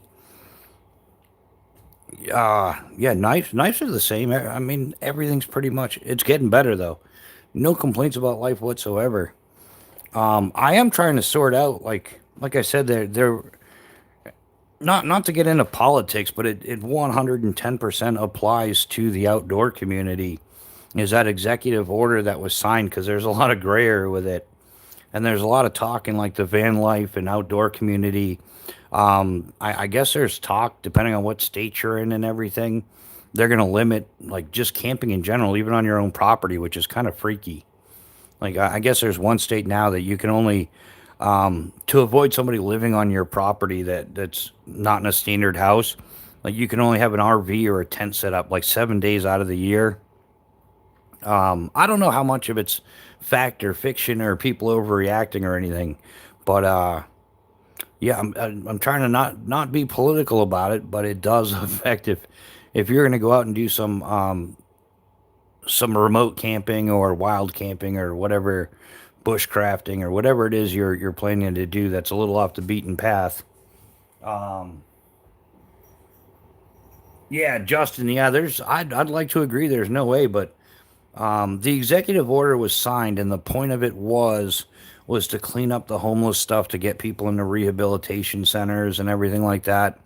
A lot of people have drug problems, but one of the counter things is we'll do something that's going to make the housing more affordable, rental more affordable.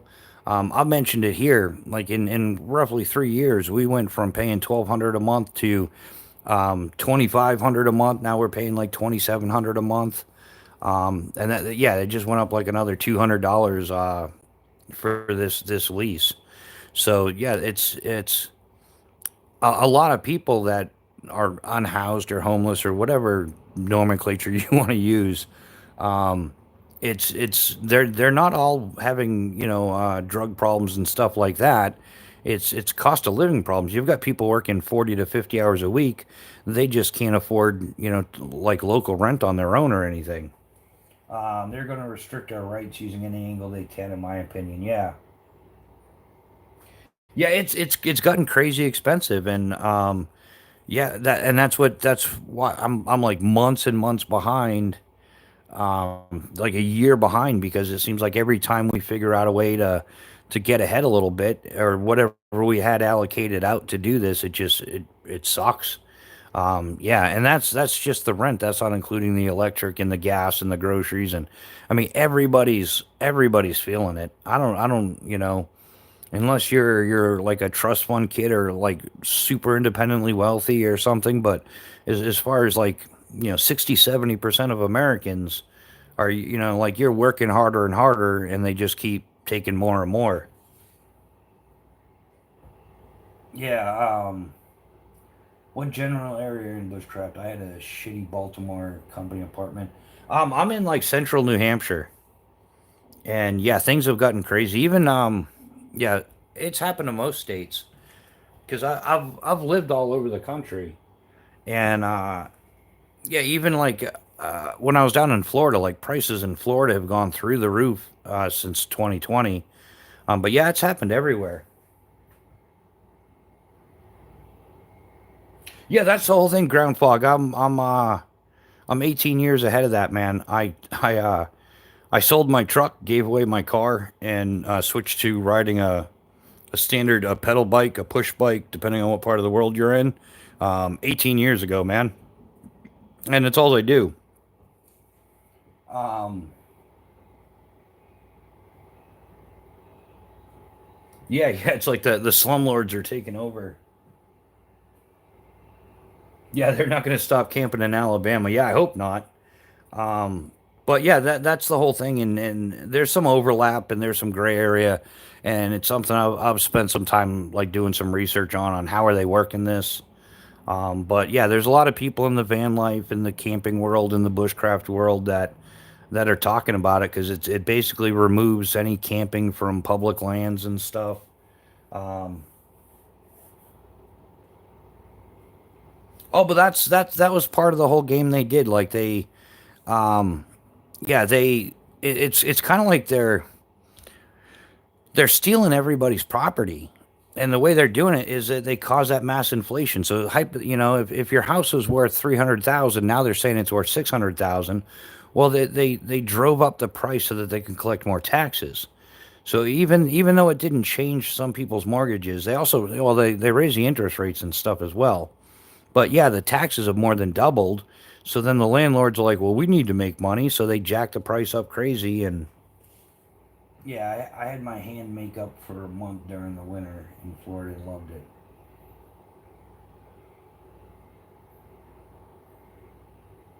Yeah, exactly. My heat air at the apartment was 300 plus because it needed so many updates, repairs. Yeah,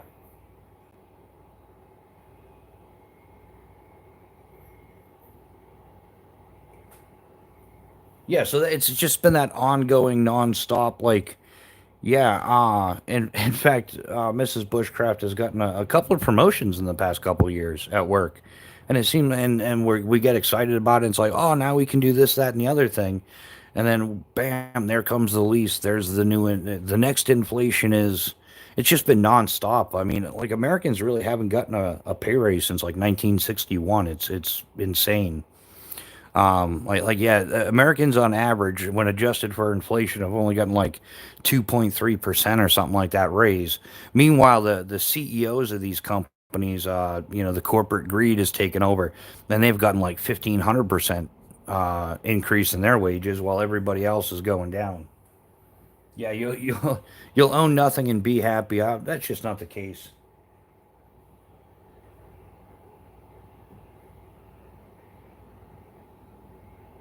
Yeah, as if the raises could keep up. Most loser ass corpo jobs give you 2 to 3% raises. What a joke. Yeah, yeah, 2 to 3%. Like average inflation has been like 3 to 4%.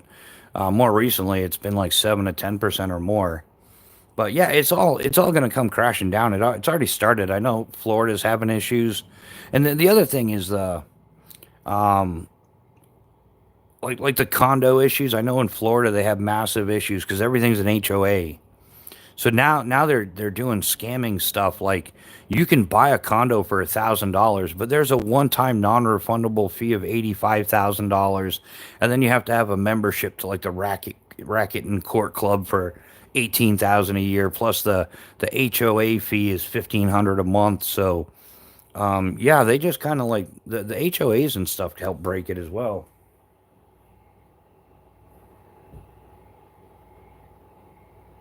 Yeah, exactly. Yeah, Pat. Something's got to give. Something's got to change. They can only and it's weird because like the current economy and decisions made by the powers that be are what caused a lot of the homelessness that's going on. Like it used to be just like people with mental health conditions or people with drug addictions and stuff. That was the majority of the homeless population. But now there's a massive amount of people that are working full time. They just can't afford to rent anything, and that's all caused by printing money. So that they created the problem, and now they want to solve the problem with another executive order that's kind of like criminalizing the poor, really. So yeah, I agree. If people are homeless because they have mental health issues or they have addictions, then they should definitely be helped out like appropriately. Either put in a rehabilitation situation for their addiction or some type of treatment center for their mental health issues. But the sad reality is a lot of people that are just doing the van life thing because it's all they can afford to, or they're forced to live out of their car. They're gonna suffer from it as well. Yeah, yeah, it's not a left right issue either. It's a humanitarian issue. It's a um and that's why I get so frustrated with the illegal immigration stuff, undocumented, whatever you want to call them. If your first act was to break into our country illegally, then you're a criminal, in my opinion. Like that's just how like society normally works, and you have to have rules to have civilization. But to know that like they fill the Roosevelt Hotel in New York City at a cost of $575,000 a day for people that, in my honest opinion, don't belong here in the first place. They didn't come here legally. They don't belong here. Meanwhile, you got citizens now that are homeless and they're going to be harassed over it. So, yeah, if we can't take care of our own, then we shouldn't be taking on bigger problems. It's like the family that has 7 kids and can't take care of them and lives off the system. Why are they having an eighth kid and a ninth kid? And it's been on recently. Like that, I don't know. Depends on what comes up in your feed, but like logic would be if you can't afford to take care of 7 kids already, why are you having an eighth kid or a ninth kid? Like, don't do that. So, like, put that on a national level. If we can't afford to take care of our current citizens, especially our veterans, then why are we allowing more people to come in? Like, if you got to be able to take care of your own. Um, yeah, I've gone from far left to far right, and now I think it's the same result, different approach. Yeah, yeah, and I've always looked at it. Yeah, it's the old saying, left wing, right wing, same bird. I kind of look at it more like, yeah, left cheek, right cheek, and I'm the pissed off asshole in the middle because, like, come on, man, you guys got to cut us some slack at some point. Yeah, somewhat. Yeah, yeah. Did you the Palisade fires? Did anybody hear about the concert to raise money for that? Like they raised $100 million and they had all these big name singers out there as a big concert. Like none of it, not a dime of it, went to anybody. It all got ate up by NGOs and not nonprofits and stuff. And I think that's why they don't like we could fix homelessness in this country so easy. They've thrown enough money at it. And the problem isn't the amount of money, it's the money doesn't go to where it's supposed to. It's all passed out to this piss off asshole in the middle, perfect way to describe it. Yeah. I do my best on. Oh, who's Mo Patty? How you doing? Good morning. We all need to look up. Instead of looking over, it appears and. Oh, Grumpy will be live this morning. That's awesome. Thanks for letting us know, Pat. Yeah, if anybody doesn't know, Grumpy has a great little Sunday morning social as well. I've been going there for a few years now, and I'm sure I've seen some of you there. But if you haven't, definitely check it out. Grumpy Grunt, nice casual. Um, yeah, just whatever. We talk about hammocks and coffee, and who knows? Just like here, sometimes we talk about hammocks or coffee or knives or A10 warthogs are a pretty common subject as well. Um, you guys don't forget. Oh yeah, yeah, and T Cal is up this morning. Yeah, Nick, didn't you you won one of those recently, didn't you? Yeah, didn't you want a blade from T Cal? Yeah, as soon as I get things more situated, I'm going to I'll check out some T Cals down the road for sure. I think this is the first at Bushcraft Live I've attended.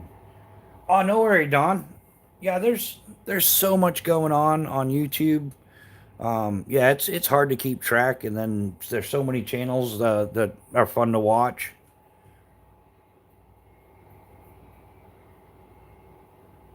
Yeah, Nick won twice in one day. That's yeah, Nick. Nick deserves it. He's a good dude, for sure. Yeah, what knife did you end up winning, Nick? I kind of missed it. Suspenders and a knife. That's almost like that's like an older guy package, isn't it? Like once we get older, you throw on some suspenders, make sure you got a knife.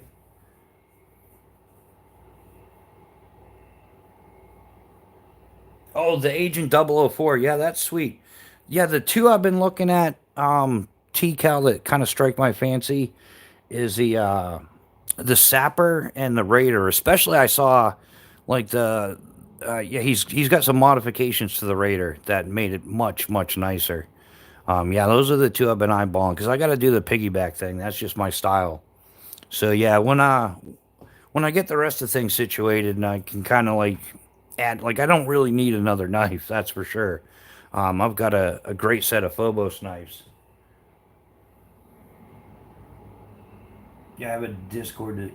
Yeah, Ground Fog, if you want, go ahead and yeah, drop your Discord. He's up in there a lot. My Discord's kind of slow. I've been kind of working on Instagram a little bit, but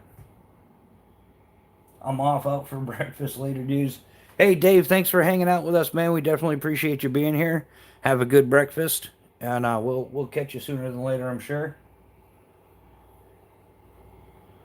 Bob the Knife Chunky, yeah,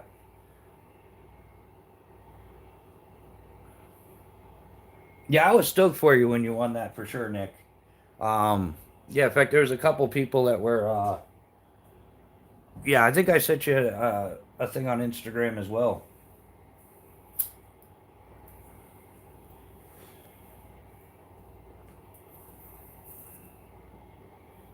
What else have we got going on? Yeah, Troy, I know it's kind of it's a blasphemy. Yeah, my most sincere apologies to you, not your feelings, just you. Yeah, sorry about it. I have enough at the moment. Or of course I need another. Well, I don't need another knife. I definitely, dude. I won't lie. There's a lot of knives I would love to buy. Yeah, I could go through. In fact, I want a Spartan Blades button lock Palace because I had one. I wouldn't mind replacing that as just part of my my Spartan Blades set. And then there's a couple more Phobos knives I wouldn't mind getting because it would appease my OCD or my CDO as I like to call it. Yeah, and there's some TCALs and there's I like Tor knives as well. There's definitely some knives out there I'd spend some coin on, but yeah, I got to finish putting the kit together and get outdoors and stuff. And I've got these knives. I mean, I use them as much as I can, but not as much as I'd like to. Uh,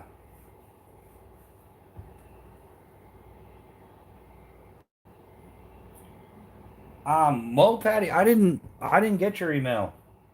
If I got an email, I definitely take care of it right away. Um, yeah, yeah, I didn't get your email for sure. Oh, from Friday, because yeah, we double checked it because Mrs. Bushcraft went to the post office yesterday to ship everything out. So Clint Crosby, how you doing? Welcome to the chat.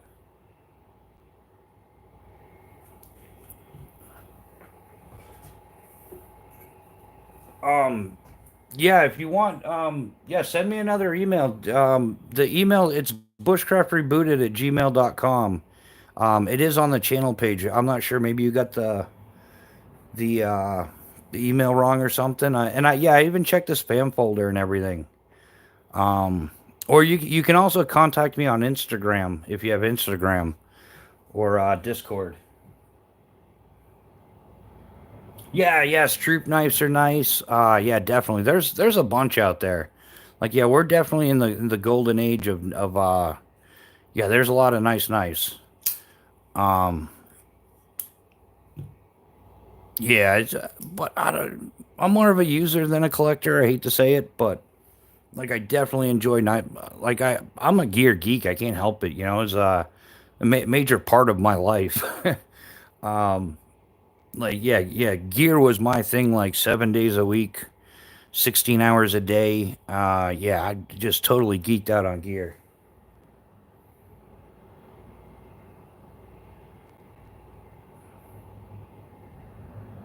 Yeah, everything in due time. I mean, I've really been going at this channel trying to like you said, minimum doing 2 lives a week and some occasional shorts as I try to build not just kit but technology and know-how as well. Along with I've had some interesting hurdles to jump along the way. I guess there's definitely a force against me because I guess some people just don't like the way I'm doing things, and so I've kind of had to deal with some of the organized trolling and things like that. Um, yeah, Nick, that would be awesome. Yeah, we can show them up on the channel. Yeah, some TCALs or something like that. Like, yeah, I wouldn't mind showing nice for Tim. But it just seems like I don't know. I haven't contacted him either. I don't know. Maybe he would send me something or yeah, I would. and yeah, I would definitely show knives for Tim for sure. Um, yeah, he's. In fact, I really enjoyed his last live chat. Last Sunday's live was very informational. Not just on the knife end, but on the YouTube end of it and stuff. I really enjoyed it. Oh yeah, no doubt. Yeah, Tim and I could probably kick back a couple of beers, have some laughs. Yeah, yeah, Pat. Yeah, that's totally right on, and that's something I have to take into consideration as well, because just like I was talking about earlier with Blackout Coffee, we definitely had some conversation, and they definitely vetted me. Like they wanted to make sure they weren't getting the next Dylan Milvani or whatever. You know what I'm saying? Like that didn't work out good for Budweiser. So I have to start thinking a little bit more like that, because I don't want to support people that don't have some type of basic American values. You know what I mean? So yeah, that's something, and I think, yeah, Tim is of the Jarhead clan, so and he seems pretty rock solid. So I would definitely show his knives. And that's one of the things I like about Phobos knives is I know Eric Hansen personally, so I know where he stands, and we have an awesome agreement. Yeah, exactly, Justin Merrick. Yeah, gatekeepers can shut the hell up. It's not about how they would run it. It's your channel, and we run them as we want to. If they don't like it, they can go elsewhere. Yeah, yeah, Patty, and that's my attitude, and that's some of what I've been dealing with, and I've caught a lot of slack because, people don't like what I do, or how I'm doing it, quote unquote.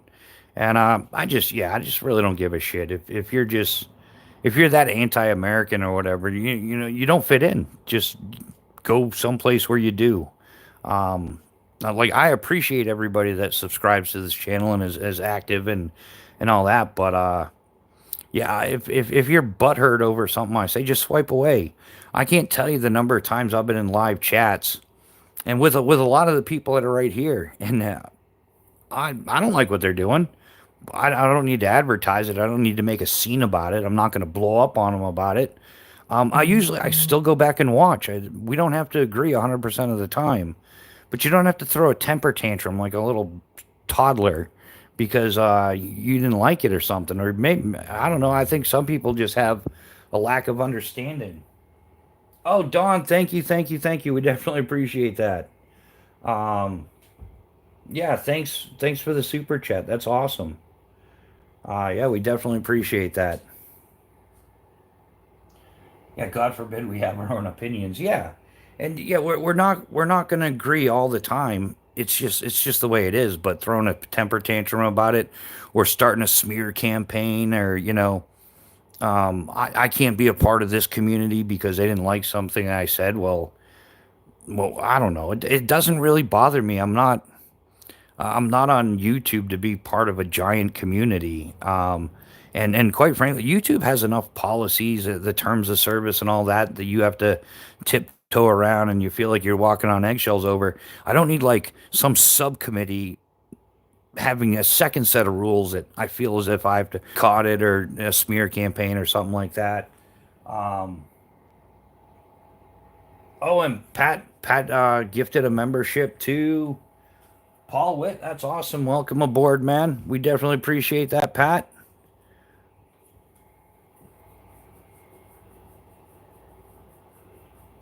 Um, Let me get caught up on the chats here, guys. Make sure I'm staying on top of everything. Gonna scram and at least sweep the floor before Grumpy's live. All right, Don. Hey, we definitely appreciate it. Yeah, yeah. I'll probably see you at Grumpy's. I'm always there as well. I've always enjoyed it. It's kind of like my Sunday morning R&R, especially after I stand up for the live. So depending on what time I start my live on Sunday morning, I'm usually ready for a sit down and relax and continue the social with the guys and girls.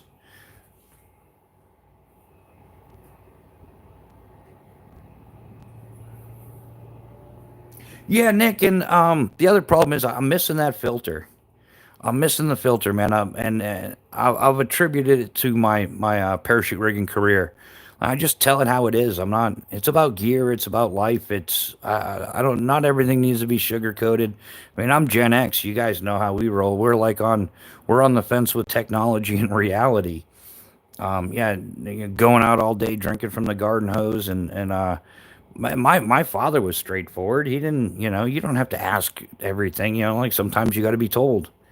So yeah, I just live in that world.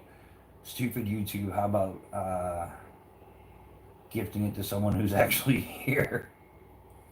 Yeah, I don't know when that changed. I noticed that changed. Like it used to always be people that were in the lives, like when I was in other people's lives.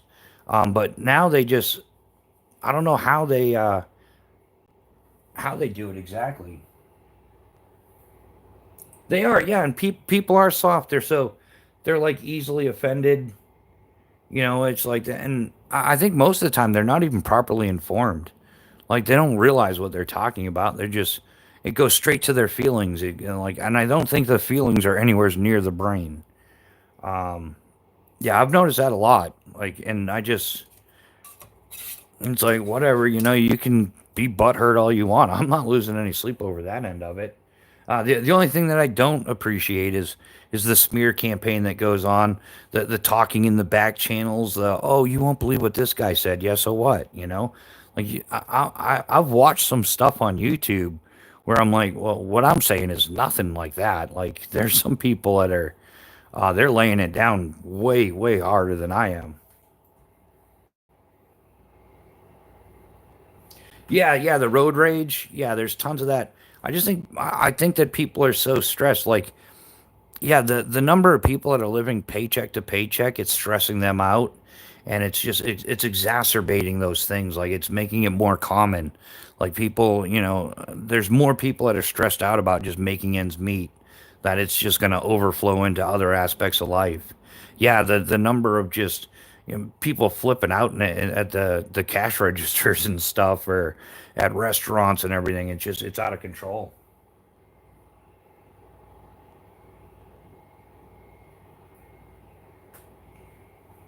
Yeah, road rage is out of control. Even Miss Bushcraft agrees, and so is speeding. Right? Speeding's become. um,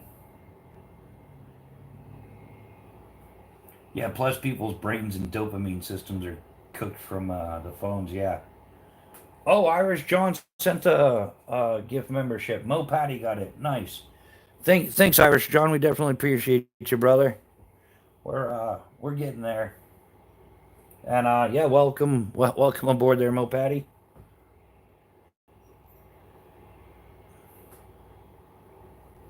Yeah, Irish John, did you get my message? I messaged you earlier. Maybe you were still sleeping. I don't know.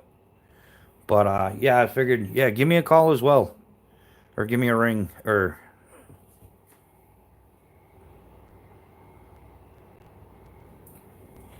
Pat. I'm gonna call you out on that, dude. You drive a motorcycle. You lying? I know you speed. I'm just. That's why I don't drive a motorcycle anymore, dude. I speed without my motorcycle. I've been speeding on my push bike, on the pedal bike. In fact, there's a road I can't. I'll have to look it up sometime. But it was on my way to Ithaca, New York. There's this huge long hill that goes into Ithaca, New York, and I got pulled over on that for speeding. I was doing like 47, and I think the speed limit was 30. But the cop was just like, I didn't know bicycles went that fast. I'm telling you, you should slow down. Um, yeah, it's the phones, Nick. Um, in fact, I was cycling. I was riding from where was I at? I was in Florida, and yeah, I was literally going from like the Tampa area to which is the Gulf side, and I was riding to DeLand, and there was one city I was going through, and every single red light, like I almost got hit, and I had the Bluetooth on. My phone was in my backpack, but I had my Bluetooth on, and I was talking to Mrs. Bushcraft at the time while I was biking. It was like a 180-mile ride or something I was doing. And yeah, when I was going through there was like 5, 6 intersections. I almost got hit, and I'm at the right height. I could see into the car every single time. And it was somebody just on their phone wanting to make a right hand turn and running me over in the process.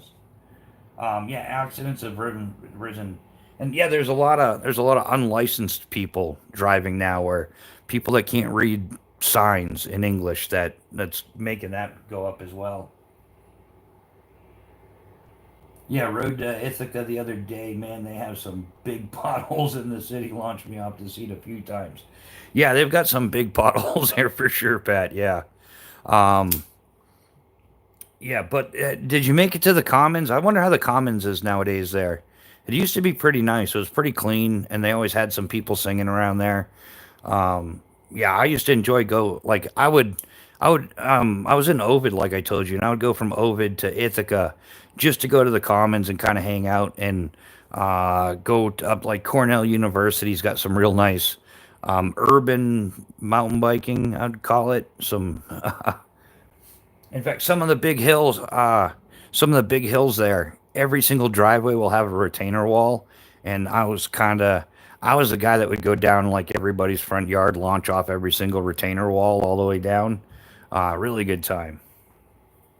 I love Ithaca. I was there when they did the addition to the college. I was on a painting crew. Oh, that's awesome, Nick. Yeah, that's one of the things I've always enjoyed too. Is meeting people that have been places so you can automatically relate. Uh, you always like I can't remember everything, but I usually have some pretty good details on stuff. But that's great. Like I also like it in a movie.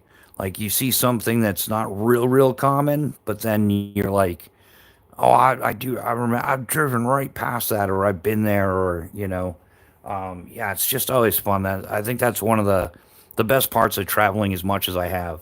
It's just awesome to just talk some shop and like I'm over in New Hampshire now, and we can talk about like Vegas and New York and Florida, and chaos theories from Florida. So um, yeah, it's just awesome.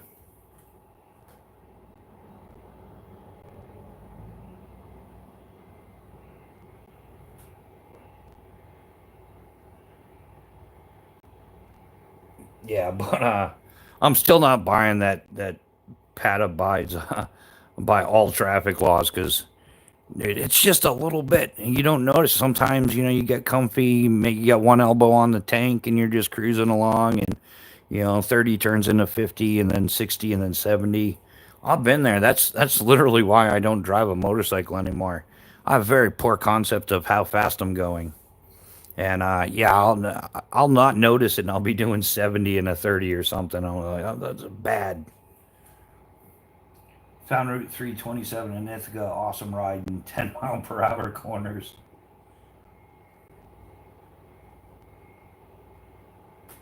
Do you have a cargo system?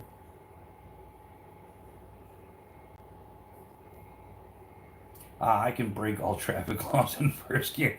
Yeah, you can, Pat. That's I can't remember which one you have. I had a Gixxer 750, and I s- before I had a Honda CBR 600, and I probably should have stayed there. But even that, it was a 600 RR, so that thing was zippy. And then yeah, I upgraded to the 750, and I definitely should have stuck with. Oh right, yeah, Paul Witt. Yeah, okay. Well, welcome. You're back, and welcome new channel member. That's awesome. Thank you, Pat. Welcome aboard, Paul.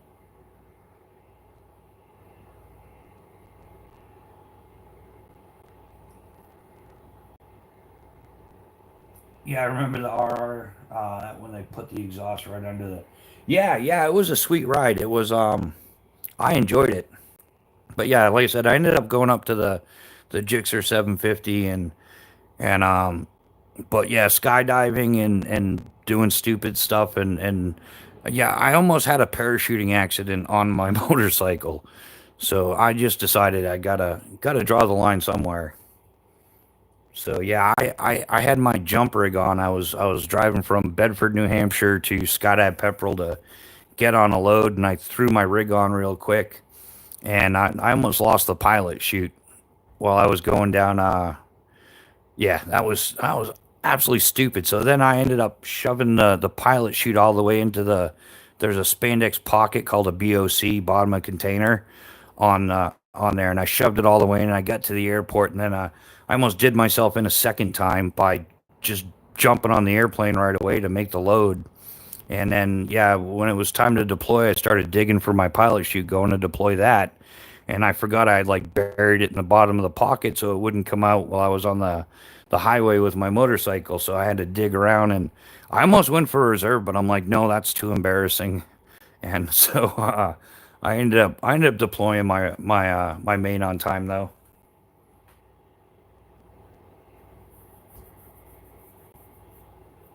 Yeah, Pat, I actually that's the perk to a pedal bike is yeah, I keep my Cannondale in the house. Even it's not really rideable anymore, but someday I'm gonna put it on a plaque on the wall.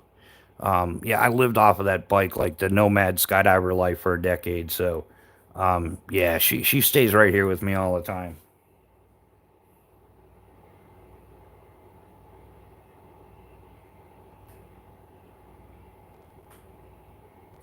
Yeah, snowmobiles are the bomb, but man, we I don't think we get the snow that we used to. That's the thing. I think it's an even shorter season. Even like I thought about getting back into skiing, but the last few years, like the skiing's been so horrible. Um, I don't know, just doesn't seem like a worthwhile investment anymore.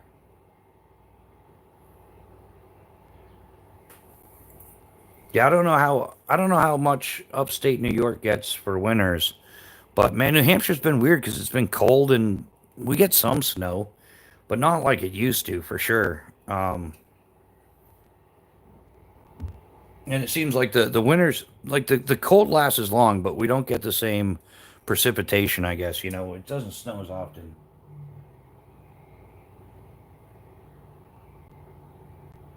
Yeah, Justin, I don't buy that global warming. I mean, it's definitely shifted some, but I don't buy global warming. Um, like the highest temperature ever recorded in the state of New Hampshire was 104 degrees, and that was in 1911. So that's well before like even like all the super industrialization went on and stuff. I mean, I believe that like global climate change, yeah, to some degree. Um,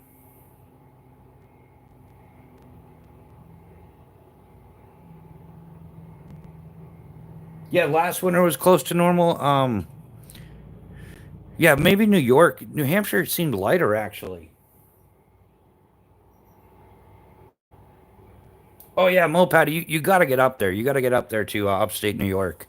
It's awesome, and even the people are different too. Like I think New York City, and Long Island give most of New York a bad rap. Like that tends to be like the overall impression, but it's completely different.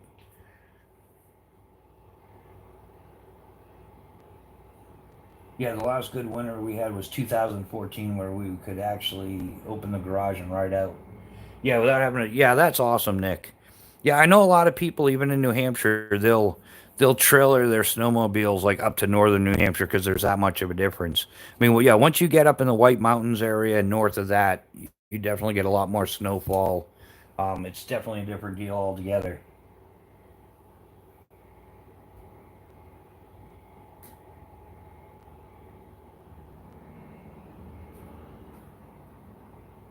Oh yeah, yeah. Oh, who did that? I I can't remember. Was that Pat as well, or no? That was from Irish John, or it's just John on there. Yeah, Mo Patty. That was from John. But I call him Irish John because he's Irish. He's my Irish friend. And,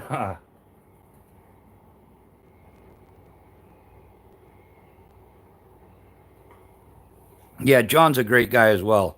I definitely enjoy talking to him. Yeah, there's more and more people that I've been talking to on and off YouTube. But it is yeah. Hey, Pat, Grumpy's starting at 9:30, right? That's the time? Regular time is regular time.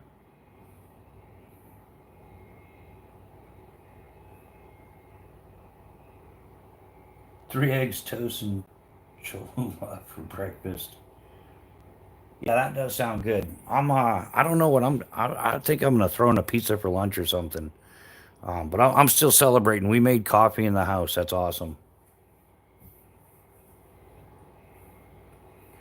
She'll make me dinner all week, but I'm on my own for breakfast on the weekends. Yeah, yeah, Miss Bushcraft, she makes my coffee every morning. Yeah, I enjoy that. Yeah, that's always sweet. I don't get the whole breakfast. Definitely get the coffee.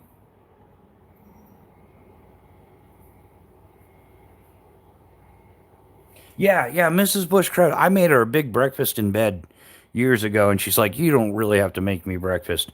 She's not a breakfast person either. But yeah, she does do the coffee for sure every morning. In fact, there's been a couple times we had those late night overnighters, the live chats, and I would end up drinking the coffee and not resetting it up for her. She'd get up in the morning like, "There's no coffee." Like, oh well, we'll try not to let that happen again. Yeah, yeah, like an early lunch, a brunch, or something like that, and then yeah, decent dinner. I'm a big dinner person. Watch love come on a real fire of the Blackstone and feed us all. Yeah, that would we'll have to make it out that way. I would like to get back out to New York, just to visit though, because yeah, New Hampshire's expensive. I'm sure New York is even more expensive. But yeah, how we doing on time? Yeah, we're probably gonna wrap it up now. Yeah, Grumpy Grunt's starting in a few minutes.